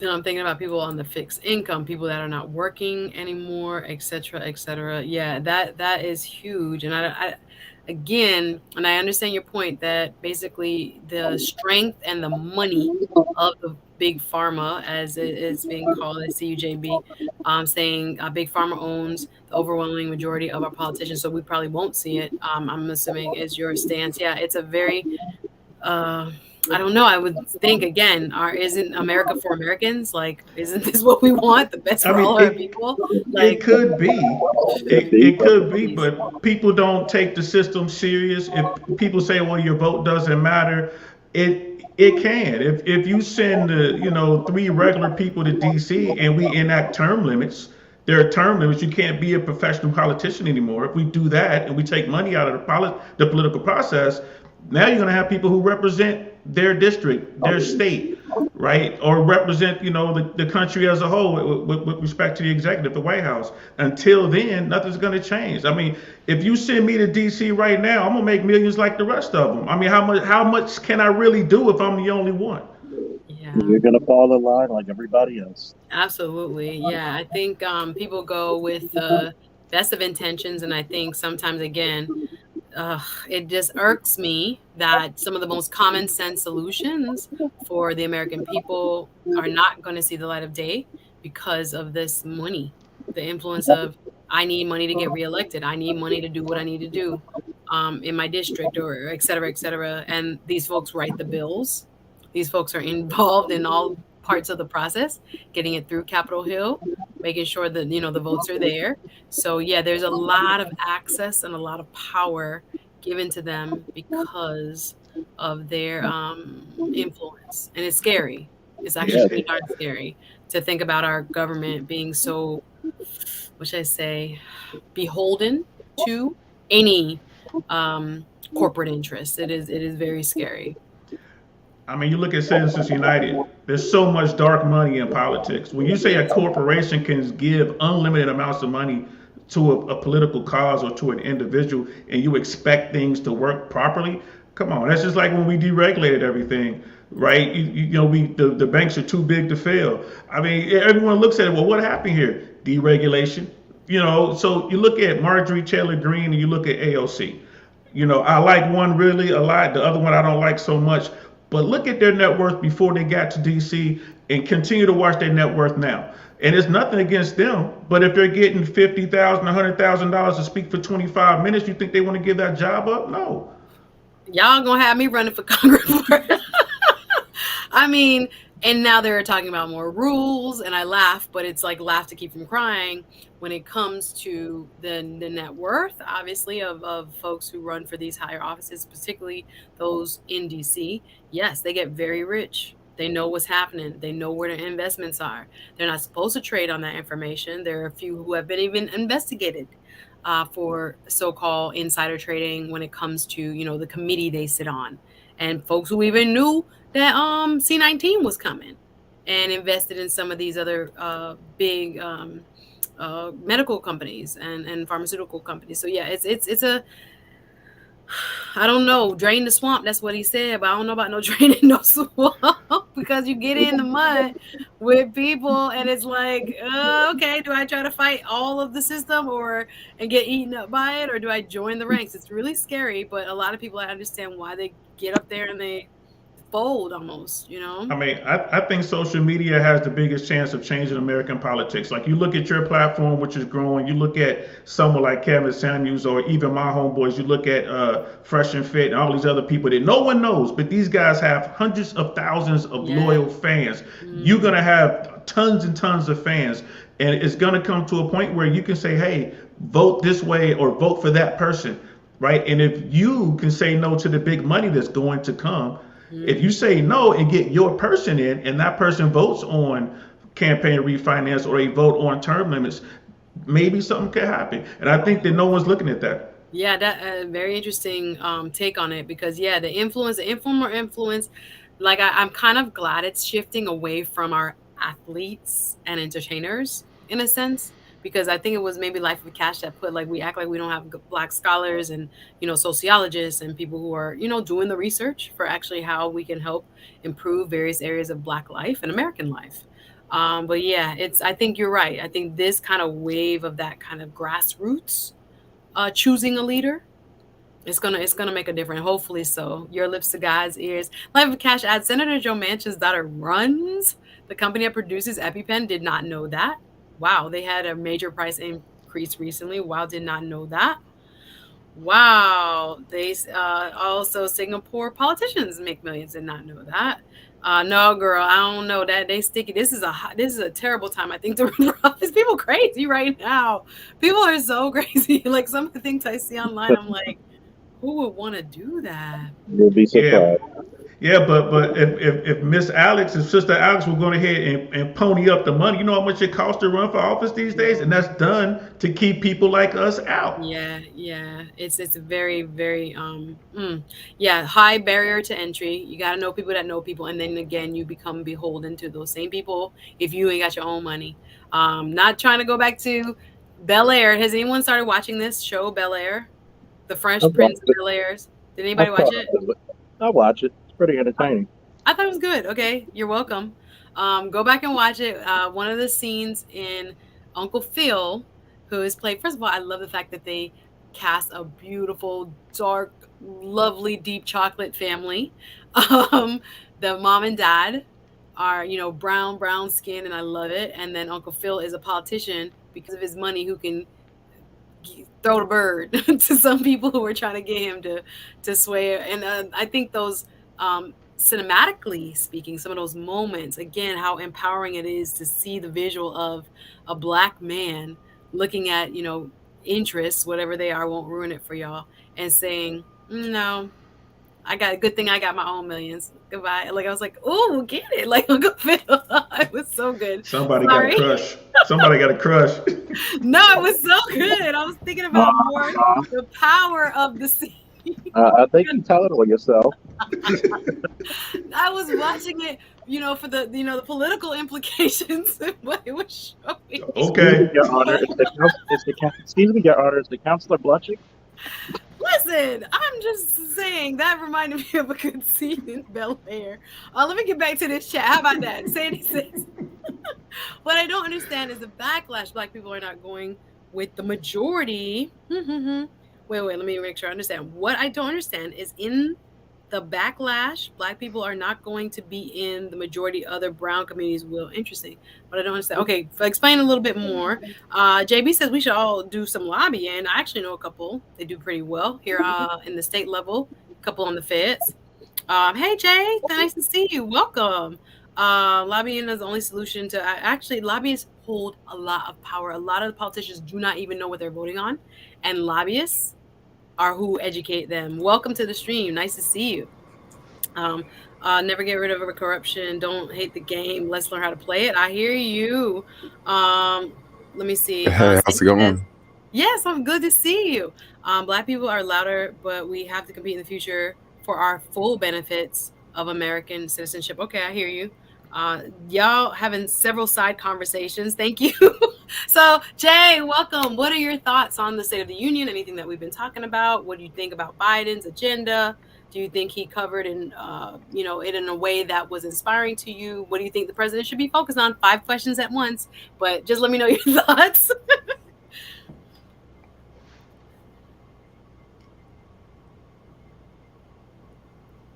I think we might have a little delay. Oh, wow, there was a lot of Yeah, sorry. Go ahead. questions Sorry. all at once. What should the president be focused on? Mhm. Well, I think. Ooh, You're good. Go ahead. It's okay. Go ahead. You good. okay, that's a pretty big delay. Um, okay, so what should the president be focused on? I think he should be focused on, like, I would want to say, like, the people, but that's not really what the president is focused on. But I don't know. I think that there was a big change right around Dave Chappelle. Right around the whole Dave Chappelle drama. We don't really have to talk about it because honestly, I don't really like to talk about it. But right around that time, I think a lot of people were just kind of waking up. They're just like, whoa. They saw that, like, right in front of their face, and then they also saw, and that made people think about what has happened just recently. So I think a lot of people are kind of like, scratching their heads, like, people are just asking questions like, whatever happened to Black Lives Matter? Like, during election year, it's very, very popular. It's, you hear it a lot, you see it all in the news, but now I don't really, definitely don't hear about Black Lives Matter at all. You're like, right where they now. at? They were And so I would so guess, maybe towards an powerful. election year we may start to hear more about it. Mm-hmm. But I think a lot of people are starting to wake up. I would, if I could jump in there, I think that more and more, especially young black folks, are starting to wake up. And if you don't, you're definitely gonna get left behind. Like people, when I was growing up, when I was in my 20s, thought I was crazy because I was in the politics, but I was also on the streets. So it didn't make sense to them. But that's how you know what's coming, and that's how you can be. That's how you can secure your future. Like I think you just said a few minutes ago, Suzette. So people really have to get involved, and it doesn't cost a lot of money. It just takes a lot of time and effort. And if you do it, it's the long play. You're not. I mean, because everybody wants things like right now. I gotta have it now. You know what I mean? I want the Benz now. I want the Lamborghini now. I want this. I want. I want. Nah, it's you setting it up for your later years, or you're setting it up for your children and your grandchildren, and you got to put a lot of work in because I'm telling you now, in politics, black folks aren't taken serious. They pander to us all the time, and they never follow through on their promises, with the exception of Biden. Hey, say what you want about the guy, call him Shaky Joe, but at least he's trying. Yeah, he did keep his 1 up 2 promises. Go ahead, Officer Faulkner, because I'm just trying to figure out where we go from here. If we are, as DL has stated, not taken seriously, what are we supposed to think and where are we supposed to go? Do you get what I'm saying? Like, I'll answer the first question about Black Lives Matter. yes. Once the heads got paid, what's the point anymore? Once they got paid off, you're not gonna hear it. So they've already accomplished their mission. One was to get paid, and one was to push an agenda. And I'll leave it as that. Well, And second, it's I don't know if anybody's familiar with my channel, like myself and Cerulean Gray. Shout out to the professor. We created the Gray Faulkner Initiative for Young Black Boys. And when you think about it, I've said this since January 6th of last year, white people literally gave you the key to the kingdom. If you notice one thing about this year's inauguration, you had more overwhelming force, but yet you still had 300 police officers and soldiers and Marines taken off that line because of their affiliations. Mm. And those same positions could be filled by black people with the competency, the intelligence, and the understanding that would do an exemplary job. Mm. And I'll also send you a copy if you have your email of it to read over. Absolutely. Absolutely. And when you actually put young black men in those positions of power, you do several things. One, a few of them is that one, the stereotype should be every time I see a black man, he's in a position of power. Every time you're going to be automatically in the middle class Mm. with these positions. And when you're in these essential personnel positions, when it comes to political power, they're going to be like, well, when you have the bargaining chip that says, well, if we don't get our education benefits or we don't get, more infrastructure put into the community, who's going to protect it? It gives you a little bit more bargaining power in that way, especially if you start trying to make the majority of black people the military Mm. or the I kind police. of agree with you. Just on the point as I see you in the comments, JB, talking about us getting involved, but I do agree with, and I think I heard Officer Nathan Daly say similarly that we have to get in these positions of power in these police forces. Hello. We have to become 5-0. We have to become capachats in order to make sure, we are a part of the change that we're seeking. I do agree with, the president said we cannot defund the police. I do think there are so many of us, black folks across our country, that live in places that, we need police just like white folks. I'm not going to say it because of any kind of disparity, but people want to know if I call 911, somebody coming and somebody's coming to help, right? So I think how we train them, I do think that's a point also that Officer Nathan Daly had to bring up, etc. So I hear you as solution based kind of directive from where, where do we go from here? Getting involved in either JBSC in the comments lobbying. I see you, or I heard you, Officer Faulkner, in terms of applying for and becoming, part of some of these institutions that have been, what should I say, less than stellar as far as their treatment or their equal treatment of all people. And I don't know, do we support politicians like a Joe Biden as well while we're doing that? Because my part in this discussion is trying to bring people to the fore that you guys should know about wherever you live, wherever state you're in. People still gonna run the country from a political position. So is that a part of the equation too? You get what I'm saying? Like who we support You got matters because, like I you said, that got system's not you changing. got to support whoever has your interests. You don't Hmm. support party, you support interests.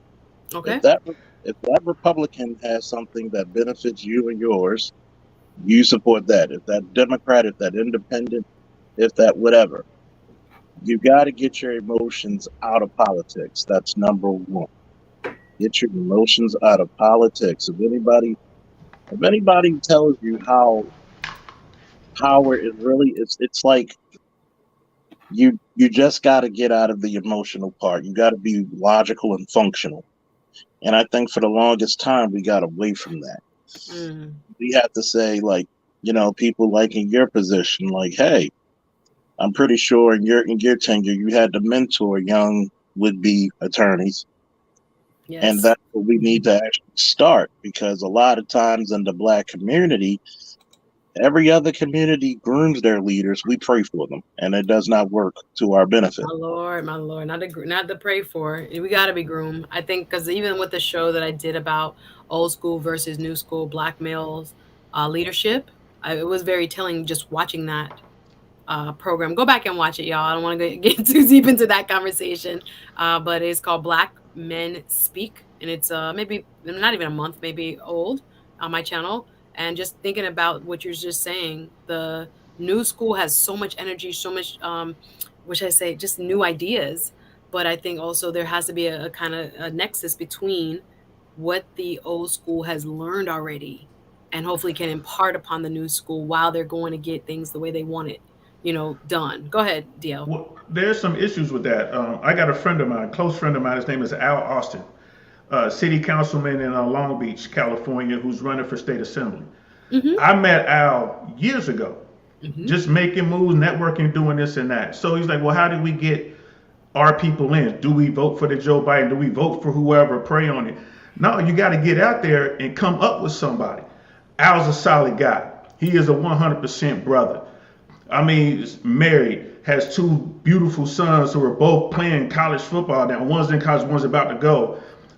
Very successful wife, a real queen. You will rarely hear me use the word queen, but in his case, his wife is certainly a queen. Sister's solid.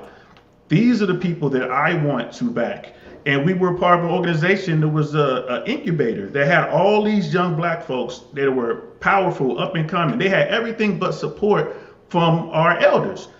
And the political game, when you go to talk to the people who marched or whatever, they get mad at you if you don't do what they say. If your vision is different than theirs, they will not support you. And they have the ties to the money. So it is really difficult when, as a community, we do stuff like that. And like what Brother Faulkner was saying, I don't care what party you subscribe to. Because if you didn't come up with me, I already know what you're doing. You're getting money. You want money from me. I got to pay $5,000 to sit down and talk to you for 15 minutes. What does that mean? That means you'll take my phone call every now and then. But you're not going to do anything for me or my community. Right? So we have to be the people that when Suzette calls or Brother Jay calls, they pick up the phone. And black folks, we don't have the first clue as to how to get that power. That power does not lie with the elected official. It lies with his staff. It lies with the supporters and the donors out there. Yeah. You need to know how to network. And sometimes you can be out there with your big chain on and pull up in your Lamborghini or whatever, but sometimes you got to, pull up in your Pinto, or that's your Pinto because I'm old, showing my age. Sometimes you got to pull up in your Camry with no jury on. Because these people only talk to serious people, and it's a lot of folks who don't understand that. Jay, I see you dropped something back here. Thank you, DL. Ditto. In terms of your YouTube channel. Thank you, Jay. I'm gonna share it now.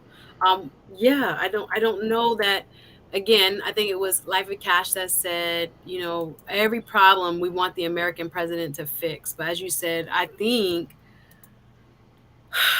the American president does so much, and some of it is local, some of it is local politician, but some of it is also community based, like us among ourselves, for ourselves. Let's go, Marcus Garvey, that kind of way. Check out my boy Jay's channel. Just dropping it now. Let me drop it so I can focus. Yeah, this has to be a multi-pronged. There is no one single solution, because I'm happy Joe Biden is addressing certain issues, but he is definitely of the mindset, or I'm assuming this, what I gather is that, what's good for America is good for black people too, right? Not mentioning black agendas. Y'all got y'all Supreme Court nominees, whole list, let's move on, that kind of thing. So yeah, I'm gonna say yes to the president does enough to where we have to pay attention, but the local network that you have and influence that you build with your, locally elected officials is going to, not say Trump, but be just as important for any change to occur, is I guess the main gist of what you're saying. And I agree with that, if that's what you mean. It's a lot of that, but I mean, it's just a process. And no one taught me this process. I had to learn and read and figure it out on my own. I mean, reading The Prince, reading Machiavelli, not because Tupac was rapping about him. I read because, I read The Prince and I read the disclosures, and it's a lot of gems there. Like, how do you do these things? Suzette, you and I have a relationship. We've never met in person, right? Because of this platform. Mm-hmm. I provide value to you. Hopefully, you definitely provide value to me. And then you can just see how, now there's a bridge that's been that's been built between our two worlds. That's what you got to do in politics. It's just on a grander scale. Joe Biden doesn't care about Black Americans more than he cares about Italian Americans or Asian Americans or whatever. He cares about those people who contribute to his campaign. Yes. Right? Yes. So you need to be one of them people. And if it's like, okay, well, I don't have money, Saint, what you talking about? Cuz we ain't got no money like that. But as a group, if we came together, and that's when Brother Jay was talking about lobbying, you can lobby at the grassroots level and work your way up. How did Barack Obama get into the White House? Grassroots effort. Yeah, that goes with the and again I've worked on campaigns. I'm just gonna put it out there, but yeah, when it comes to even finding volunteers, it was like, well, how much they pay. Now, granted, we're in a pandemic. I get it. People was looking for money. I ain't mad. But beyond that, when we get back to hopefully a sense of normalcy, we gotta, like, if you ain't got the bread, the volunteer hours is the very next best thing, and it is Yeah. equal in terms of influence. And I will give it to Alphabet community for doing that. They recognize real quick. I don't give money. I give time, and I admire that in terms of that political understanding of if you're not contributing to this process, your agenda Glad items you do said not that. get addressed. I'm So glad you said that because they gave both. And yes, ex yes. Obama. But anyway, but No, no, I'm just saying, like, we gotta kind of, like, I think that's where that old school kind of comes back in, where but we're the we're we're operating, I guess, in what should I say, organizations like a BLM are kind of alongside, but I think within the political process, I think we're still not everybody, not everywhere, but a good swath of us do not feel engaged, or have reason to feel engaged, even though this is where the lifeblood. They wouldn't try us with not getting the Voting Rights Act passed. Like, the like that wouldn't even be a question if we were kind of like the same form we were in the 60s. Do you get what I'm saying? That unity form, that boycott form, that y'all don't want to do this, all right, we'll find a way to spend our money. Then we'll find a way to support who we're gonna, you know what I'm saying, like that type of alignment. It is still kind of shocking to me that the right to vote and the way that we have earned it, and I say me inheriting the struggles of Black folks in the United States, it's incredible to me that people trying us from state to state, saying, all right, but we want to make sure you have four, I'm saying, four forms of ID now. Or you ain't got no birth certificate? Okay, no, I'm sorry. Or take away Sunday voting? Oh, okay, sorry. We don't need Sunday voting. Or that someone else could drop the ballot off for you? Oh no, we don't want to do that. Like Republicans, I'm not saying it's just them, but I'm just saying when it comes to understanding the game and defending interests, they gonna do it. I feel like on the Democratic side, I sometimes wonder. I'd be like, again, is it two sides of the same coin, or y'all really trying to stand up for Black folks, or is it that our political prowess, our perceived respect, like, is not there? We're not going anywhere. That's what I'm getting at. Okay, they're gonna be here We haven't regardless. We ain't got to do we haven't nothing. earned it. We haven't earned it at all. I mean, people like, oh, just give it to me. And I'll challenge anyone who can hear this right now in the chat, however many people are out there, to we could do it in Miami. Mm-hmm. Pick a day and tell me what day it is. Hopefully on the weekend because I'm a single dad, and we can sit down and have this conversation in person, outdoors, because some people are worried about that. But sit down and actually talk politics, and legit talk politics. Like no one's showing up trying to get on, no one's showing up trying to meet somebody. You know what I mean? Like we're gonna come here and talk about the issues that are affecting Liberty City or the issues that are affecting, Hialeah, and whatever. We're just using Miami as an example. Yes. But whenever I go out and I go to these political events, I don't see a lot of people that look like me. I'm gonna keep it Oh 100. Lord, no, I'd be the only one most if, times. Be like the if only one, especially if it's a fundraiser. I'd be like the only one. Jay, I want to give you a chance to get back involved in where we go from here, and what are your thoughts on how we move the Black, if you want to call a Black agenda as one that exists, or how we move the Black community forward. What are your thoughts? Okay, how to move the Black community forward. I think one thing we need to do, and this is for real, this is like a fairy tale. We need to like sort of change this whole like you need to be a big shot to be cool. you need to have the, we need to change that, because I'm not going to say, but there are certain communities out there, they have tons of money, but they don't just show it off with the fashion, they don't show it off with their cars, but they're set, and their families set, you Mm-hmm. know and if we sort of, I'm not saying that we should just do it just like that. If we adapted that sort of like, attitude, I wouldn't see like a lot of my brothers out here in the street constantly like blowing their money on the latest shoes, and constantly, blowing their money on like, things that are not going to really bring their life value. Mm. I think that is one thing that's very important. If that became viral, Yeah. to have a Robinhood account, and if it became viral in the black community to show it off, like, oh, bro, I'm making money, right? If it became viral to learn how to trade options in the black community, right? If I'm constantly on Facebook, right, and I'm talking about I'm making money with options, and all these other folks are like, I need to learn that. Like, and I'm not talking about in a hype way, like the whole GameStop scenario. I'm talking about in a way where it's people are actually benefiting and people are actually getting somewhere. This is what we need in our community. We need this, and our people can teach this to our people. No one else needs to come in and teach this to our people. Our people can teach this. We don't have to blow all of our money. We don't have to have the puppets in front of us saying, go out and buy this and go out and buy this.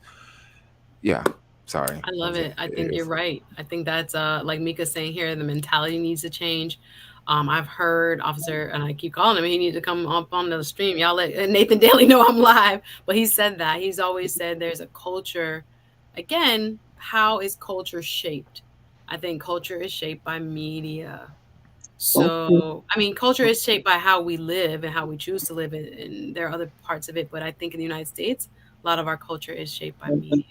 the culture shaped by the environment. Mm-hmm. Because Mm-hmm. if you change the environment, you automatically change the culture. When, for example, black people think their only political job is to just vote for the president and that's it. No, you have to vote for mayors, you have to vote for the city councils. Matter of fact, well, damn it, I'm gonna say it. How many black people do we have on the school boards? How many? Because let's be honest, you would be in front of the world court at any other place if only 10% of your boys can read on eighth grade level. When they reach it, only 10%. Like, you got to start where if you are more educated people and will actually have more options. Yeah. Yeah. And if you Um, don't hold a lot of these mayor and council members accountable, just like you should have your state senators and your governors. If you don't hold the local accountable, you damn sure not going to go hold the president accountable. this is true. And I understand why there are so many Americans that are like, oh, Lord, it's like a second job to figure out who to call, who to show up to. But it's a part of our civic duty. Like, I don't want to say it like that because when I hear the word civil rights has kind of just been so minimized. Like when I hear kids talk about that was the civil rights, I'm like, do we really get what that means in terms of the shift in American culture that had to take place to now be inclusive of a me and a you? Yeah, I think I hear you. The environment being the But key. Suzette, look at it though. Look Mm, at what's going on in Ukraine, mm-hmm. right? That happened here in the '60s. We didn't have a force trying to invade, but Americans were falling. People who looked like us, our forefathers, they were dying. They Yeah. were dying in horrific ways for the freedoms we enjoy now. And again, we just take that for granted. Oh yeah, I think it Uh, has been, like I said, I don't want to blame, but I think a consciousness has been kind of dulled. I won't say it's lost. I think we all have it, but it is not tapped into. Thank you, Shelly Ann. She says, please know that your viewpoints are greatly appreciated. Lots of respect. Thank you. And thank you to the gentlemen who have joined me tonight, shedding some light on where we go from here. The State of the Union is always interesting to listen to. You want to know what your president is saying. But there are also those of us who are like, wait a minute, if Democrats lose, what happens to us? If the Democrats don't get, say they do win, say they keep the House and they keep the Senate, let's just say. Are our agenda items on the front burner? There will be those who argue that they're not. And then my question is again, now why not? And then how can they become front burner issues for Democrats where they have to pay attention, and it's not a matter of like, okay, black folks not gonna vote Republican and in any large mass. There are black Republicans, of course, respect that. But what makes us relevant again, if you want to call it that, outside of in certain states. Shout out to Jim Clyburn up in South Carolina that even made the Biden presidency possible when it was dead in the water and those type of things. We still sway and we still have a lot of input. But the fact that, like I said, our main agenda items are kind of sitting there. Of course, again, we can't get rid of, or can we? Joe Manchin and Kristen Sinema being a big part of why. What were Wait, you gonna add, DL? Mm-hmm. well, it was. Well, I was raising my hand like I'm a Republican. I'm a real live black Republican. Y'all take a picture. It's what it Uh looks like. oh, let's go. But here's the thing, Don't right? feel But bad. I'm here's an the thing. independent. You're independent. Are you affiliated with anything, Jay? I'm the type of person I don't, You don't talk I'm that. just Okay. kind of Switzerland, It's okay. It's okay. So, but my point is this: people like, man, why are you a Republican? Because I moved from California to Florida, and if I want to make a political impact, I got to roll with them. This is a red state, right? There's a lot that goes on within that party that I need to know what's going on, and they need to meet me. They need to talk to me. Whenever I talk to a Republican, they see me right away. I'm Democrat. They start thinking Black Lives Matter. They start making all these assumptions. And the first thing I do is that flag behind me. I'm like, I'm airborne. Wait, what? Did you serve in the military? What branch did you serve in, sir? Oh, I didn't serve, but my uncle this and No, my no, no. father Size them that. up. Size them up Right. immediately. And right away, they're like, oh, thank you for your service. That's like when you, I walk in anywhere, they're like, "Oh, hi, hi." I'm like, "Oh no, I'm an attorney. How can I help you? how can Since I you want help to you? help me so bad." But Like here's the it's thing: once we get past all that and we sit yeah, down and actually have a discussion yeah, about yeah, inflation, when we yes. actually have a discussion about the 1%, when we talk about unions, they're like, "Oh man, I agree with mostly everything you're saying." All right, but 10 minutes ago when I walked in here, you didn't want to talk to me because of the way I look and your assumptions. That's what we got to Mhm. do, people. That's politics. Can you say that again for the people at the back that didn't hear you? But that's politics, people. That is how it No, works. but listen, DL, this is the one thing I did read, and I thought this is true. This invasion, thank you, Putin, in a way, because it's unifying us again. You hear me? Yes. That's All of a sudden, we thinking, bruh, if he come over here, what we gonna do? hey, We Suzette. ain't Hey, no hey, black, white, this, that, LGB, I've, LMOP. I've, There ain't none of that, bruh. I've Grab said this. yours, I'll grab mine. You get my back, I got yours. We riding. You see what I'm saying? Like, I can see Okay. Suzette with an M4. li- I can see it with an M4 jumping out of planes. But I can, I've yeah, said I this. can see it. I've said that on my listen, I'm I've gonna said try to this on my defend channel me and before. mine. This is how. I've said that on my channel before. You want to get rid of racism, just let the country get invaded. You'll get rid of racism very This is quickly. what reminded me. I'm like, at the end of the day, we are under this umbrella, this beautiful document. It has not always been enforced, but as an attorney, thank you, God, for this. Oh my gosh, divinely inspired document called a Constitution that was not perfect. We added them amendments for a reason. When it was thought up, you and I were not a part of that document, right? But I still hold these truths to be self evident, right? That all men, people, are created equal. And if you pledge your allegiance to that, we can ride, regardless of your party, regardless of your race, affiliations, whatever, religion, whatever. That's what we was. That's what we came here. We did not come here to have one form of religious control. That's why we came here. And yes, I accept that those forefathers wouldn't even have considered me an American. I accept that. That's a historical truth. But here we are. And I want every bit of that document to apply to my life, my access to the ballot, wherever we had to change and add to it, because not even women was involved in that. They didn't see anybody but land owning rich white men. That's what the document was designed for. But God, I thank you for the evolution, right? When we talk about this strict constructionist, I'm sorry, get into my legalese, right? Only thinking of the Constitution of what it was meant as it was written. You can't do that. It's breathing. And I'll tell you this, if every American, regardless of race, color, creed, or gender, or whatever, they all believe in the right to life, liberty, and pursuit of happiness.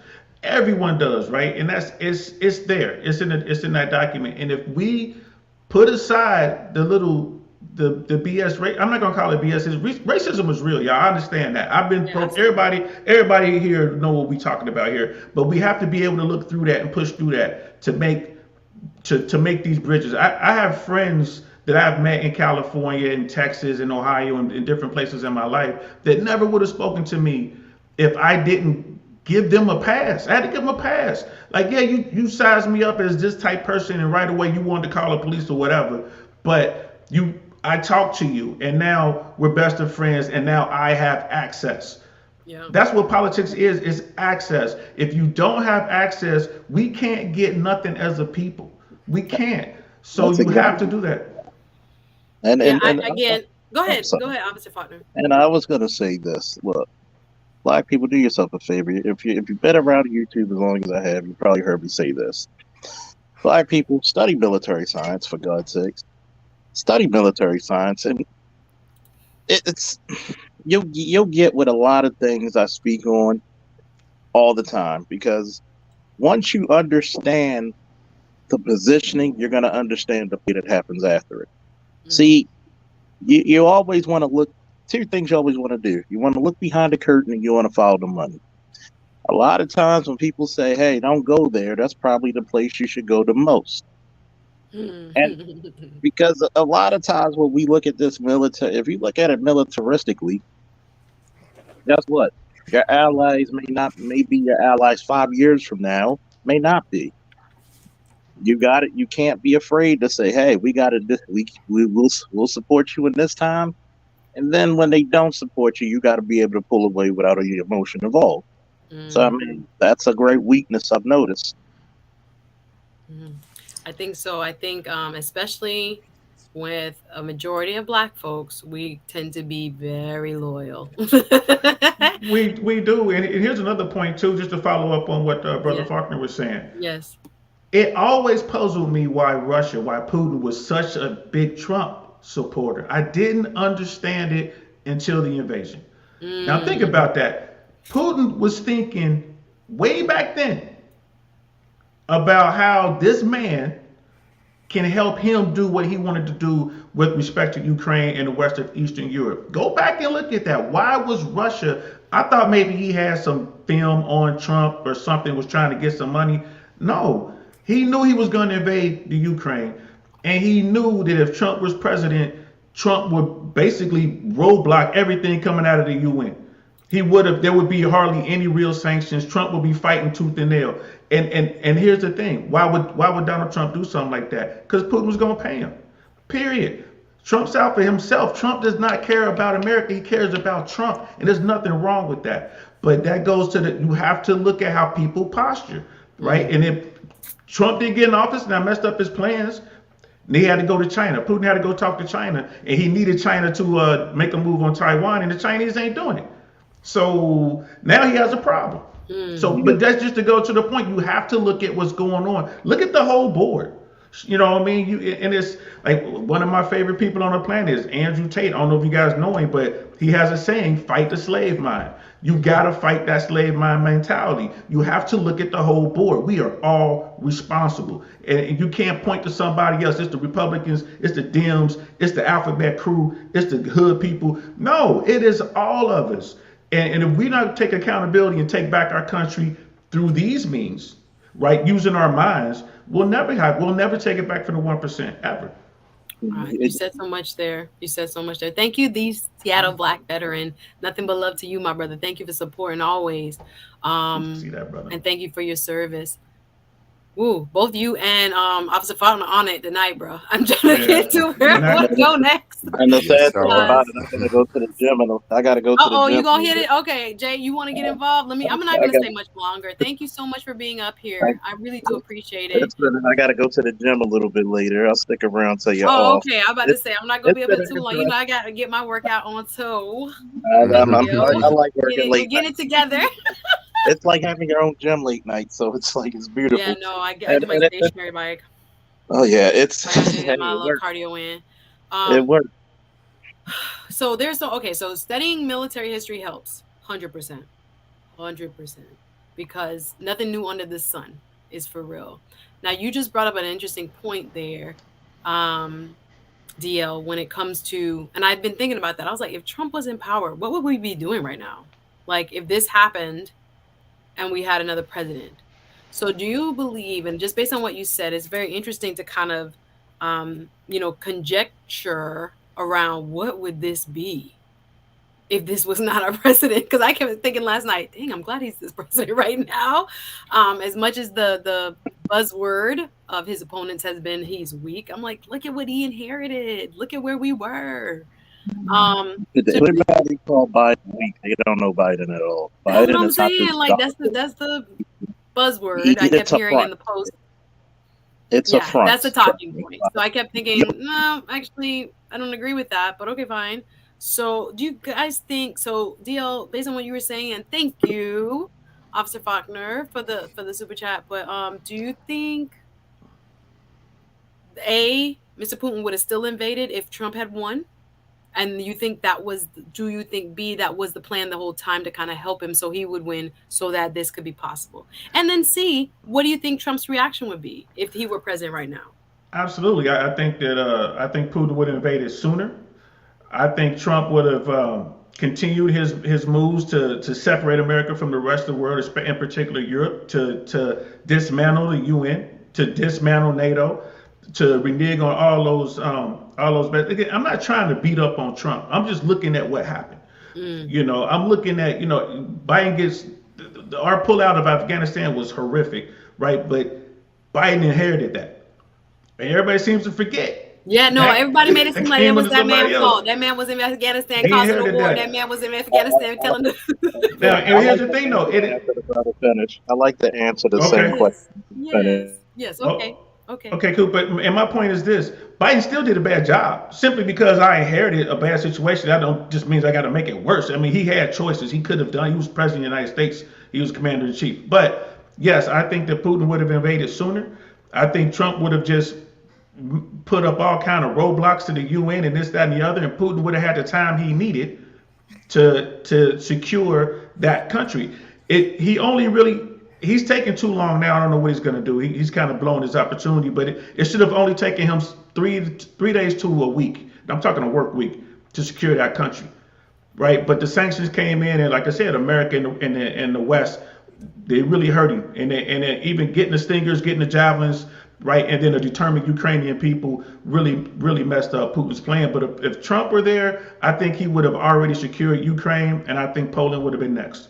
And then Scary. and what would Trump do about it? Nothing. I think he would still make his jokes. He would still have his core group, right? Maybe he would have lost some of them. Maybe he wouldn't have half the country, but he would have that 30%, that hardcore 30% who would be saying that Putin was a hero and Putin was the man. They're trying to do it now.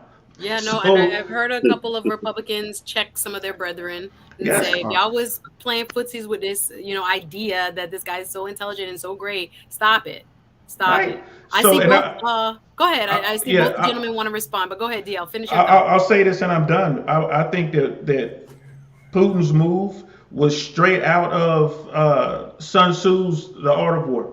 I think he really thought it through. He knew what he was doing, and he knew who he needed to make that happen. That's my opinion. Okay, who wants to go uh, first? I see oh, Jay. Go ahead, yeah. Jay. Okay. Okay. So when Trump got elected the first time, I think they for sure knew he was not going to get elected the second time. And Mm, I'm talking about Putin. And I think if it would have been another president, not Biden, but anyone else, it doesn't matter. Russia would have still moved at this time because this was a really, really good time to move. mm, The U.S. is weak right now. We've been battling this pandemic. Look at Europe. I mean, they're highly reliant on Russian gas, and guess what? They haven't sanctioned Russian gas yet. You know, nope. A and lot look of at fuel sanctions, but not on prices. that gas. Yeah, they Yeah, need and it. then They need and it. then and then check it out. Look at fuel prices. Like, who's that's gonna hurt? That's gonna hurt your average American that's driving a car, driving from work. That's gonna push up prices. So I think that it was perfect timing for them, and it's probably going to help out them, and it's also going to help out America too, because now they're going to start back fracking like they were doing a couple years ago, and they're going to be making Oh, them $100,000 a year jobs. They're going to come drill, back baby, up, and drill. yeah. Interesting. Very interesting points of view. Thank you. What are you going to add, Officer Faulkner? And thank you to Michael Richardson. Shout out. He said DL Saint, USN 13, Desert Storm Shield Storm. Hold on now. U.S. Navy. Desert Shield Desert Storm was not about helping the people out over there. It was about oil point blank. Thank you for that. I Thank you see for you, Gonna, that. brother. That I'm was, gonna, that was my war. I served over there. I see you, brother. Okay. I'm gonna say something that's either gonna give me a lot of people who like me or not like me, but hey, Okay. it is what it is. One, let's look at this militaristically. If Russia wanted to invade Ukraine at any time, there's not a damn thing any country could do. Mm-hmm. If, like I said earlier, Russia's playing with kid gloves. They're not even serious yet. Two, I flip it on a friend of mine, because I've actually coached wrestling for 20 years. One of my wrestlers asked me about it. I said, let me ask you this one. You're the president of the United States, Suzette, right? What happens? What would you do if Russia makes a missile silo or a military base in Mexico? What would you have done? You can't have it in my backyard, bro. Can't have it in my So backyard. Can't guess have it in my guess what backyard. guess what Putin said. Okay, so you're saying it was just too close for comfort. The deal was that you're not going to have NATO on the border of Russia. Okay. The Okay. United States reneged on the deal. So when Ukraine was trying to get into NATO, they're like, "Oh hell no!" And they went in, and the U.S. and Ukraine was trying to call us bluff, and they said, "No, we ain't bluffing." And when you look at it, like for example, when Trump was there, Trump was trying to get away from NATO. He was trying to dissolve NATO because NATO cost you. Guess who's the biggest contributor of NATO? Mm-hmm. America. American So taxpayers. Yes. yeah. So see, this is the plan of Trump that people forget. Trump, when he got in office, think about this. It was the plan of consolidating power. Cut off where the bleeding or the leaky faucets are, i.e., foreign aid to countries that haven't benefited the damn thing. Mm-hmm. It's the same. It's the same principle of what England or the United Kingdom was doing. Mm-hmm. They were trying to get the old band back, i.e., the Commonwealth, to consolidate and keep their power. Yeah. So, like the deal between, hey, we'll keep NATO out of your hair, you stay out of ours. When Trump was president. So now, when you plan the propaganda, people forget in military science, propaganda is the first step to war. Mm-hmm. The worst kind of assassination is character assassination. Yeah. And you probably know all about that. Yeah. So, Absolutely. so when you actually look at this from the full frontal system, if he really wanted Ukraine, because technically they were part of the same country at one time with the Soviet Union. Yep. And we can't directly get involved because we know if we directly get involved, you might as well say DEFCON 1. So it's going to start. So it's like when I said about playing Risk, do you give up Ukraine or do you start World War III? And that's the delicate process of military science and political science that people don't, the average person doesn't look at. Yes, you said so much there. And then the poor people of Ukraine are just in the middle. They're just casualties of like the best of the worst possible options. I guess the outcomes of the best possible options. That hurts. My head hurts on that. I mean, I think Yes, those are some really valid points. it is. It's Mm-hmm. just the thing is with Donald Trump, I don't know who gave him that plan because he certainly didn't come up with it himself. That's just my pushback on that. I'm like, I wish he would just listen to his advisors or have a team behind him that was really making some good moves because that does make sense. But wouldn't it also make sense to maybe I don't know reduce our military budget by 10%? That's coming from an airborne guy. How about we just take 10% off that $786 billion that we do Y'all every wouldn't miss year? that. I mean, I want the best military in the world too, I'll but put it to goodness. I'll put it to No, you this way. I think we should add more money to the military. You I'll, I'll, do? Oh, yeah, Yeah, I think we I'll, should be more money, and I think that it should come from schools. I think that schools should go virtual. That's just me, but like with this pandemic, what has it taught us? And then look at TikTok. I mean, the majority of stuff kids learn is from YouTube and TikTok and social media. And I'm talking about like, I'm not talking about dancing and playing stupid games. I'm talking about like for real learning stuff like about life. I I'll hear put it you. to you. What about where would they get the socialization and the social skills though? Well, maybe we shouldn't go to school like 5 days a week, but maybe it should be like maybe one day a week. Mm-hmm. You So they know, can learn how to deal with people and people who are different from them or have different and then ideas. A- Mm-hmm. and then also this doesn't have to be like everywhere, like all over Yeah. the country. You know what I mean? Hmm. Like and also like elementary, of course, you would probably go to school a little bit longer Mm-hmm. because you're younger and kids don't want to leave their, first graders at home. But if you are, in eighth grade, I mean, you're big enough to be at home, and I think that yeah. that's something that we should move forward with. There hasn't been any innovation in the education system, and people always complain about teachers they don't make enough money. Well, shit, let's get rid of them. I mean, that's I'll kind of put how it I to see you. I'm it. not laughing at. I'm just like I'll, that is Um, so. I'll put it to you this Let me way. no. Can I ask? And let me ask a little bit because I'm sure people are watching. Like, hey, yeah. And then the question is, why do we need a bigger military? Yeah, we need a bigger military because the thing about the military, I don't think a lot of people realize, there's a lot of innovation that comes from the military that's a part of our everyday life, and we don't even think Very about it. true. For Very true. example, GPS. Everyone uses GPS for everything, but the military had the GPS back in the day, the Yeah. internet. Yeah. The military had that back in the day. Way So before if we if get we this. Yeah. if we pump up our military budget, they're going to be making a lot of weird stuff that we won't hear about for years and years and years. But that's going to help us. That's going to be more innovation, like especially with AI. If we can solve AI, we're not going to have to even buy anything from China anymore. Ooh, that's a Mm. whole nother conversation right there. No, We I we love get it. You're very future forward, futuristic in your thinking.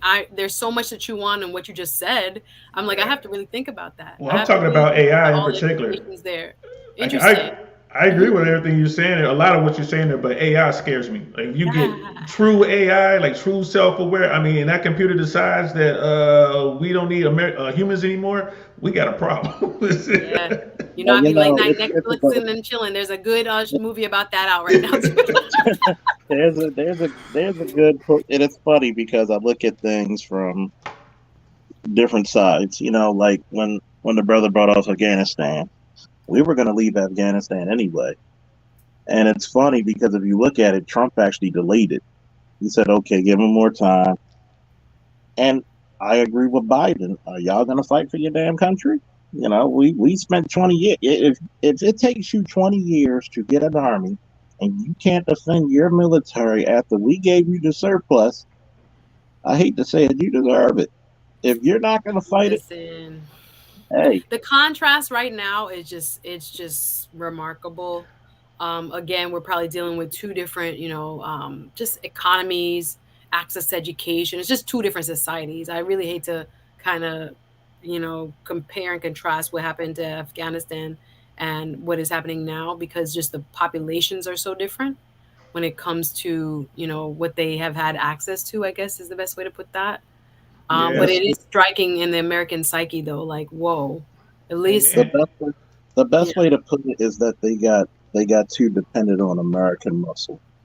They got Mm, too damn they got too and it's funny, we were training you for 20 years, 22, the longest war in American history. We've trained you, we've got you all the technology you need, and you just let them walk right in. And Biden said, if you're not going to defend your own country, we're not sending our troops to do it. We mm, gave you the time to do it. And when you look at it, the only thing I disagree with is that you need more money in education. See, the proper thing about education is this. When you have education, it actually has to be functional. Because of my belief, you should have a trade before you have a degree. Mm.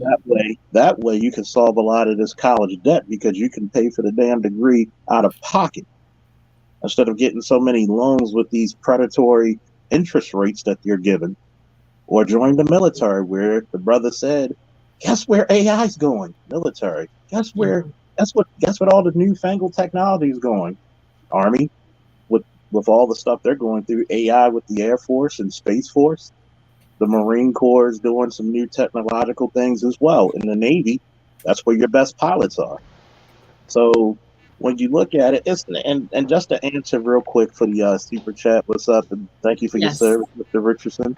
Yes. It's not the fact that Russia and China is like Master Blaster. You got the tech, you got the muscle. So Russia's job is not to beat the United States. It's to stalemate them to the point where you don't want to fight anymore, to Mm. make them popular. So even like right now, that's what the goal of the Ukrainians are trying to do now. So could they that's why NATO's trying to send so much and all these other countries like Poland and France trying to send them armaments because compared to Russia, that's a mechanized monster. Yeah.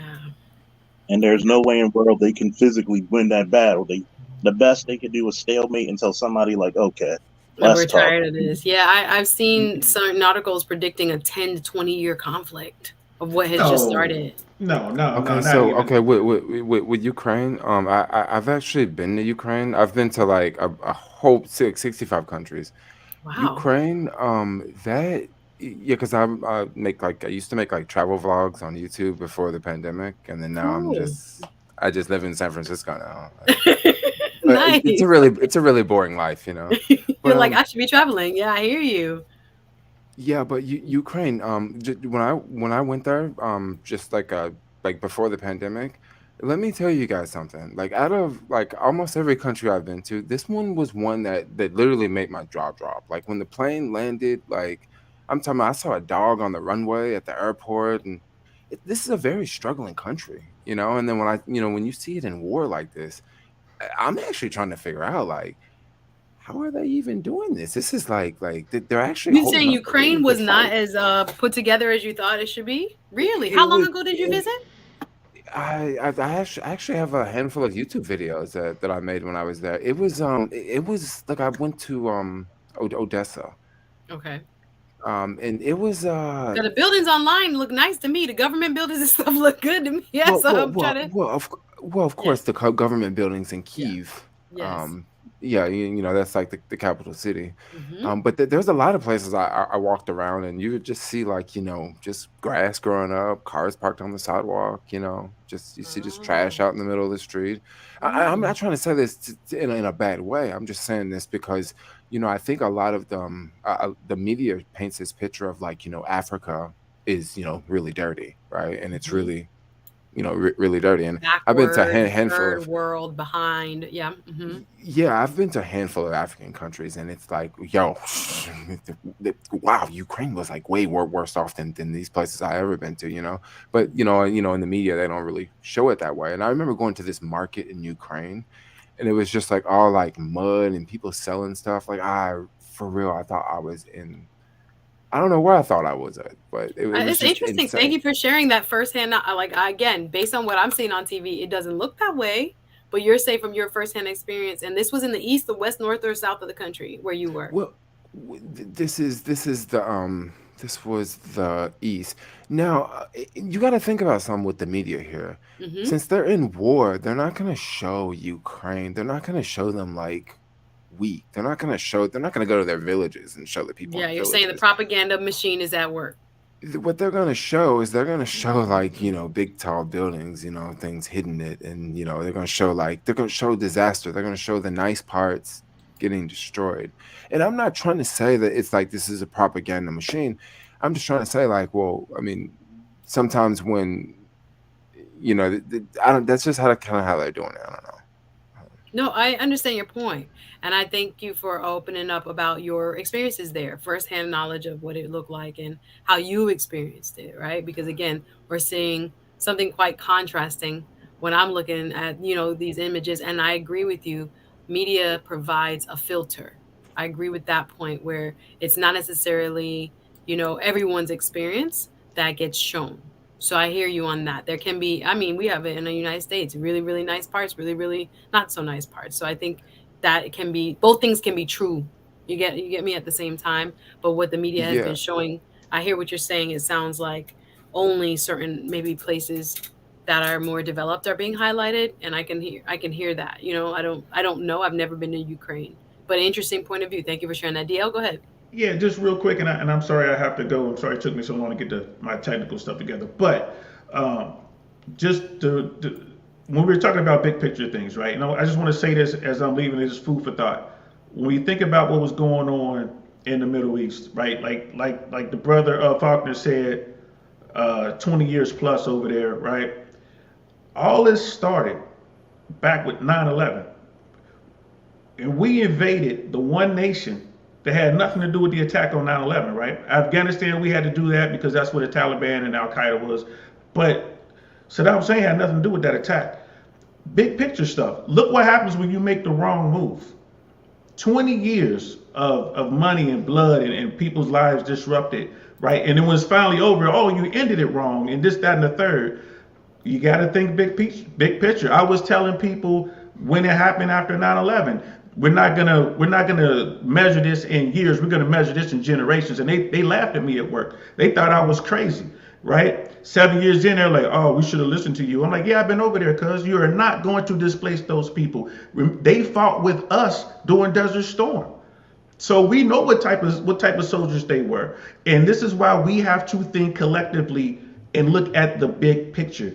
And how does this movement over here affect that movement over there? And if we don't, this is what it's going to do. It's going to cost us. It's going to cost us money. It's going to cost us time, and most of all, it's going to cost us our youth. It's going to cost us blood. So I just wanted to throw it out there. As far Yeah, as you, I know you yeah, got to go. Last comment from you. Where do we go from here? What's Biden's next move? He for DL like me. I'm out. Oh well, no. Where do we go from here? I And I'll mean, take this as my last comment or all question. right. Everybody on the panel can give their final thoughts, but I'm just like, okay, we had a good speech. This is still happening locally. We have all these issues are internally, and then we have this external threat. Where does Biden focus now, or where do we go from here as far as Ukraine goes? Either one. Okay, I think Biden knows he's a one-term president. I think he keeps the sanctions up. I think he keeps that coalition strong in Europe. I think they continue to supply the Ukrainians with the weapons that they need to slow the Russians down. The Russian soldiers don't want to be there. The Russian people don't want them there. It's just a matter of time before Putin has to pull out. And again, like I said, when we first talked about this weeks ago, if China makes a move on Taiwan, we got a problem.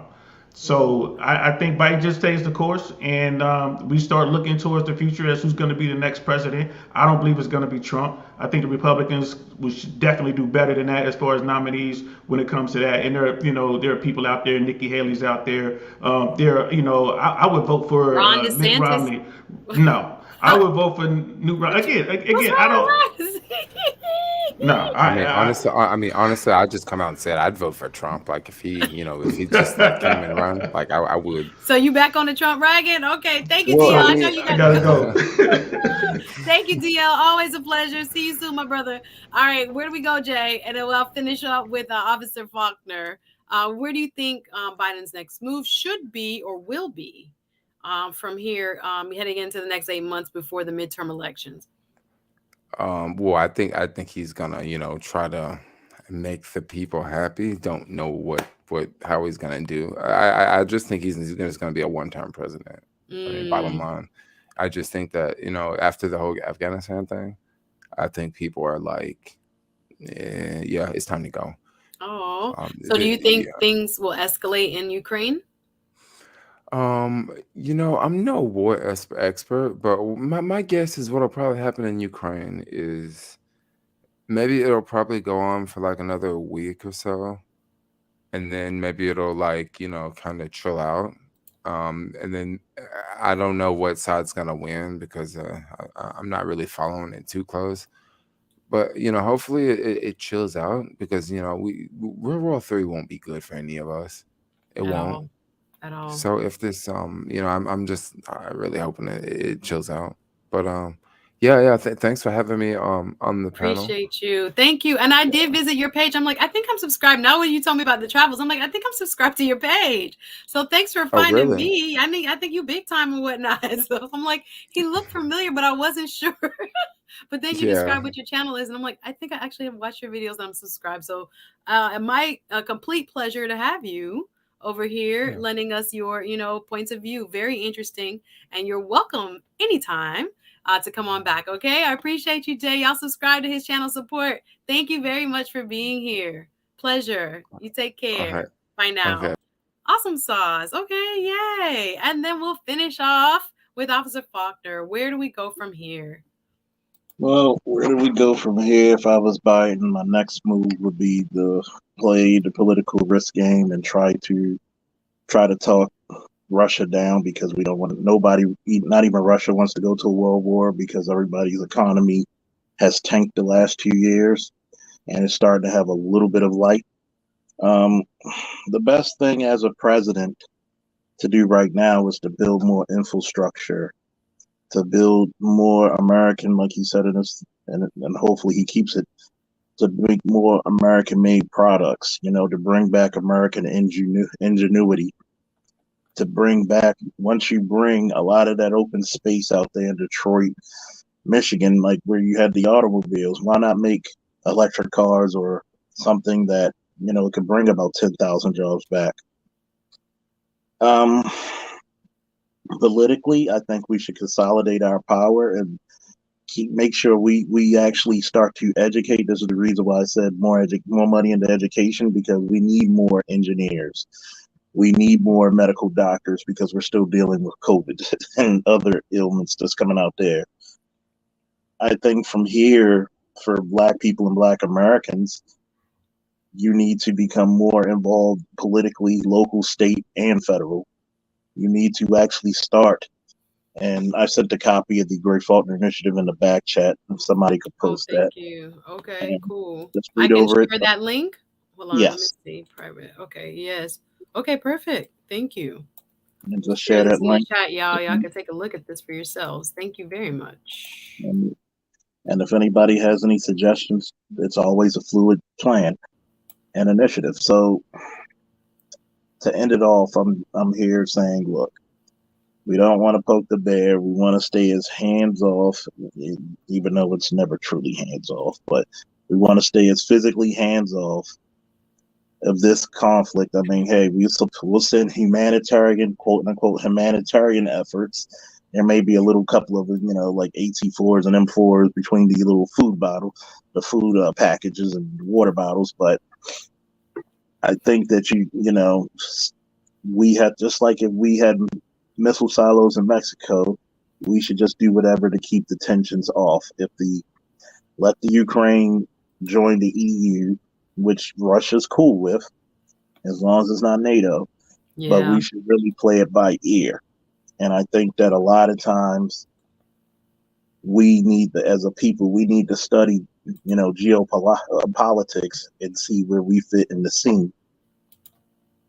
Yeah, I'm with you 100%. Real quick, something that I wanted to, as we end, kind of ask you, do you know if, and I was just trying to think of all the influence both China and Russia have been, and I'm not going to open back up the conversation because this could go really another place.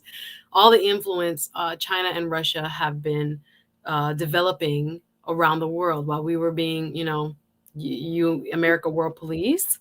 The investments throughout the Caribbean and Africa and Yes. Central and South America. Are there, now you had made an example or had to mention an example of what if someone like Russia had put something in our backyard? Right. Is there any Russian installment in the Western Hemisphere? I was thinking about Venezuela. I was thinking about Nicaragua. Thinking about Cuba. Is there any significant, and I was just, not to be doomsdaying, but I was like, are there any missiles pointed at us being in Miami? I was like, what? The last time was Cuba that we knew of, but Venezuela, it's more so political, or because Venezuela is also a big gas country too, big oil country. Right. Mm-hmm. So we try to keep, because if it was, we would have bombed them out of existence. Okay, I was just thinking about it because I'm like, there are so many satellites that are still Yeah. aligned, if you will. Trust me, they got stuff in the military now that a They would nuke have would been be nice. handled it. Yeah, a nuke would be nice. They got some nasty stuff out there. Like Yes, I they've can been like, imagine. and I've said this for a lot of people.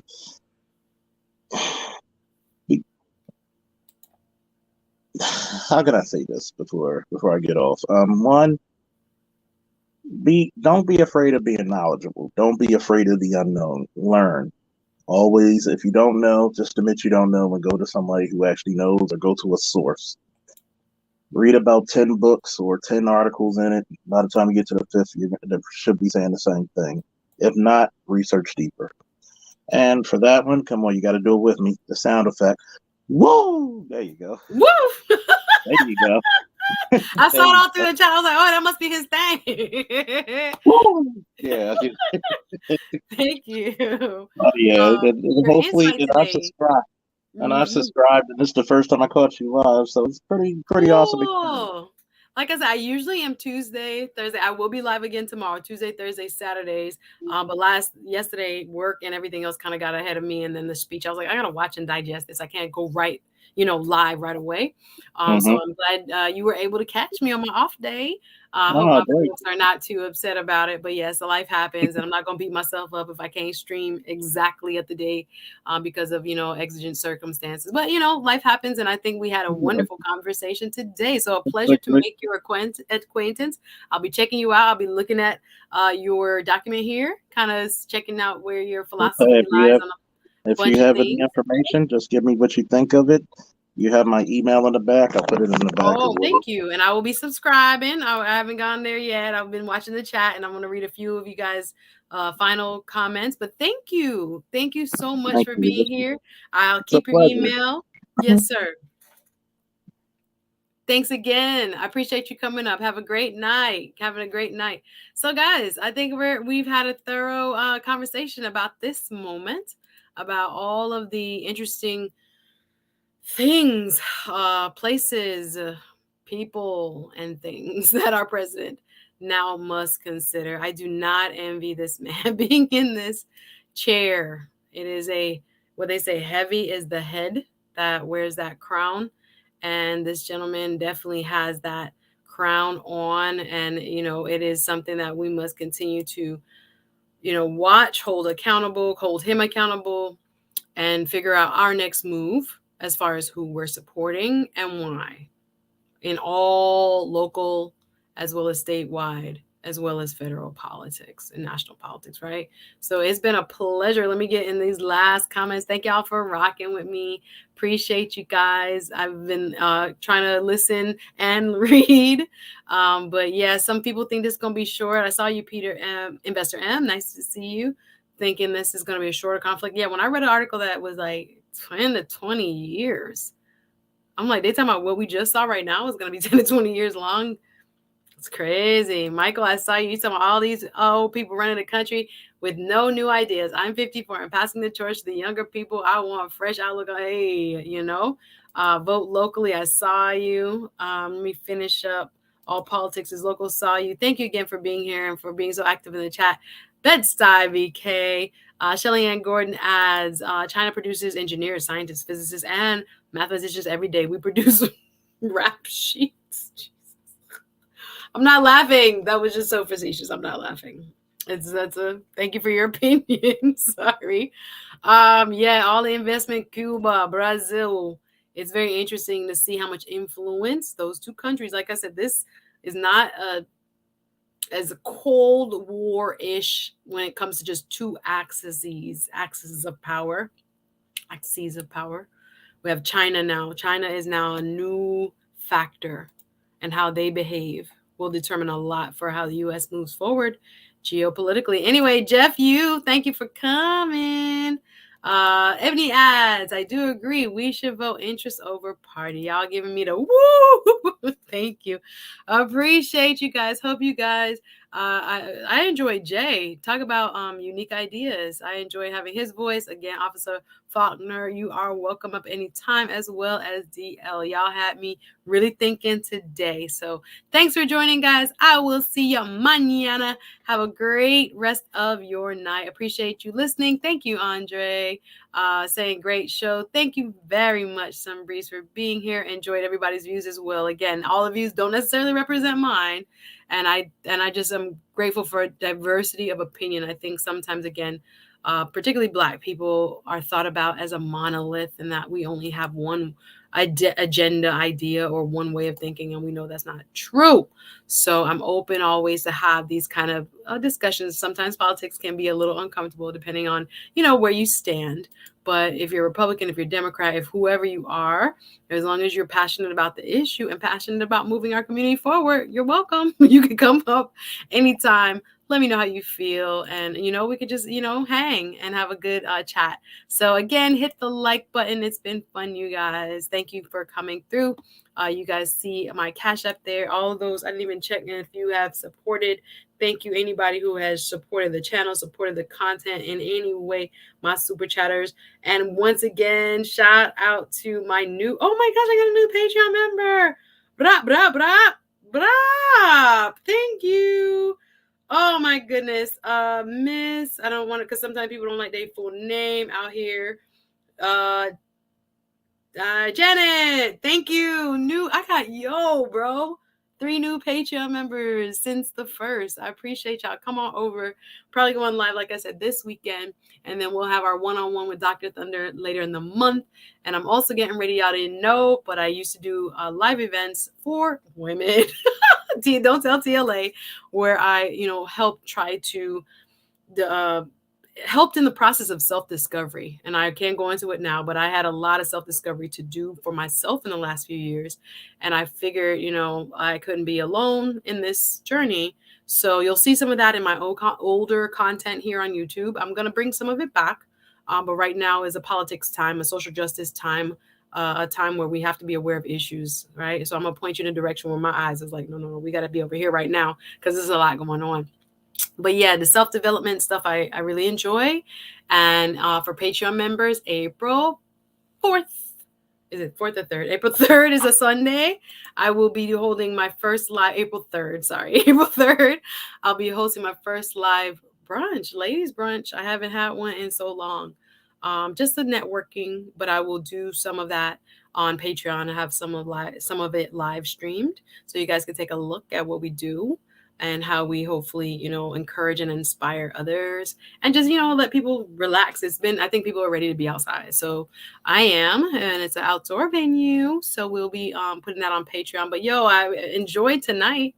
It's refreshing to have just new voices. Shout out to Officer Faulkner and Jay, and of course, DL. You guys, again, are welcome back anytime. So again, appreciate the support. I haven't even talking about like Jamaican politics. It's like JLP and PNP. We want to make sure, voices are heard. That's the point. And new point of views, as well as information is disseminated and shared. So that's what we're doing, a little edutainment. Hope you guys enjoyed. You guys have a beautiful evening, and I'll see you guys very soon. Take care of yourselves. And hit the like button. All right. And share. Bye. Have a great one. Bye-bye.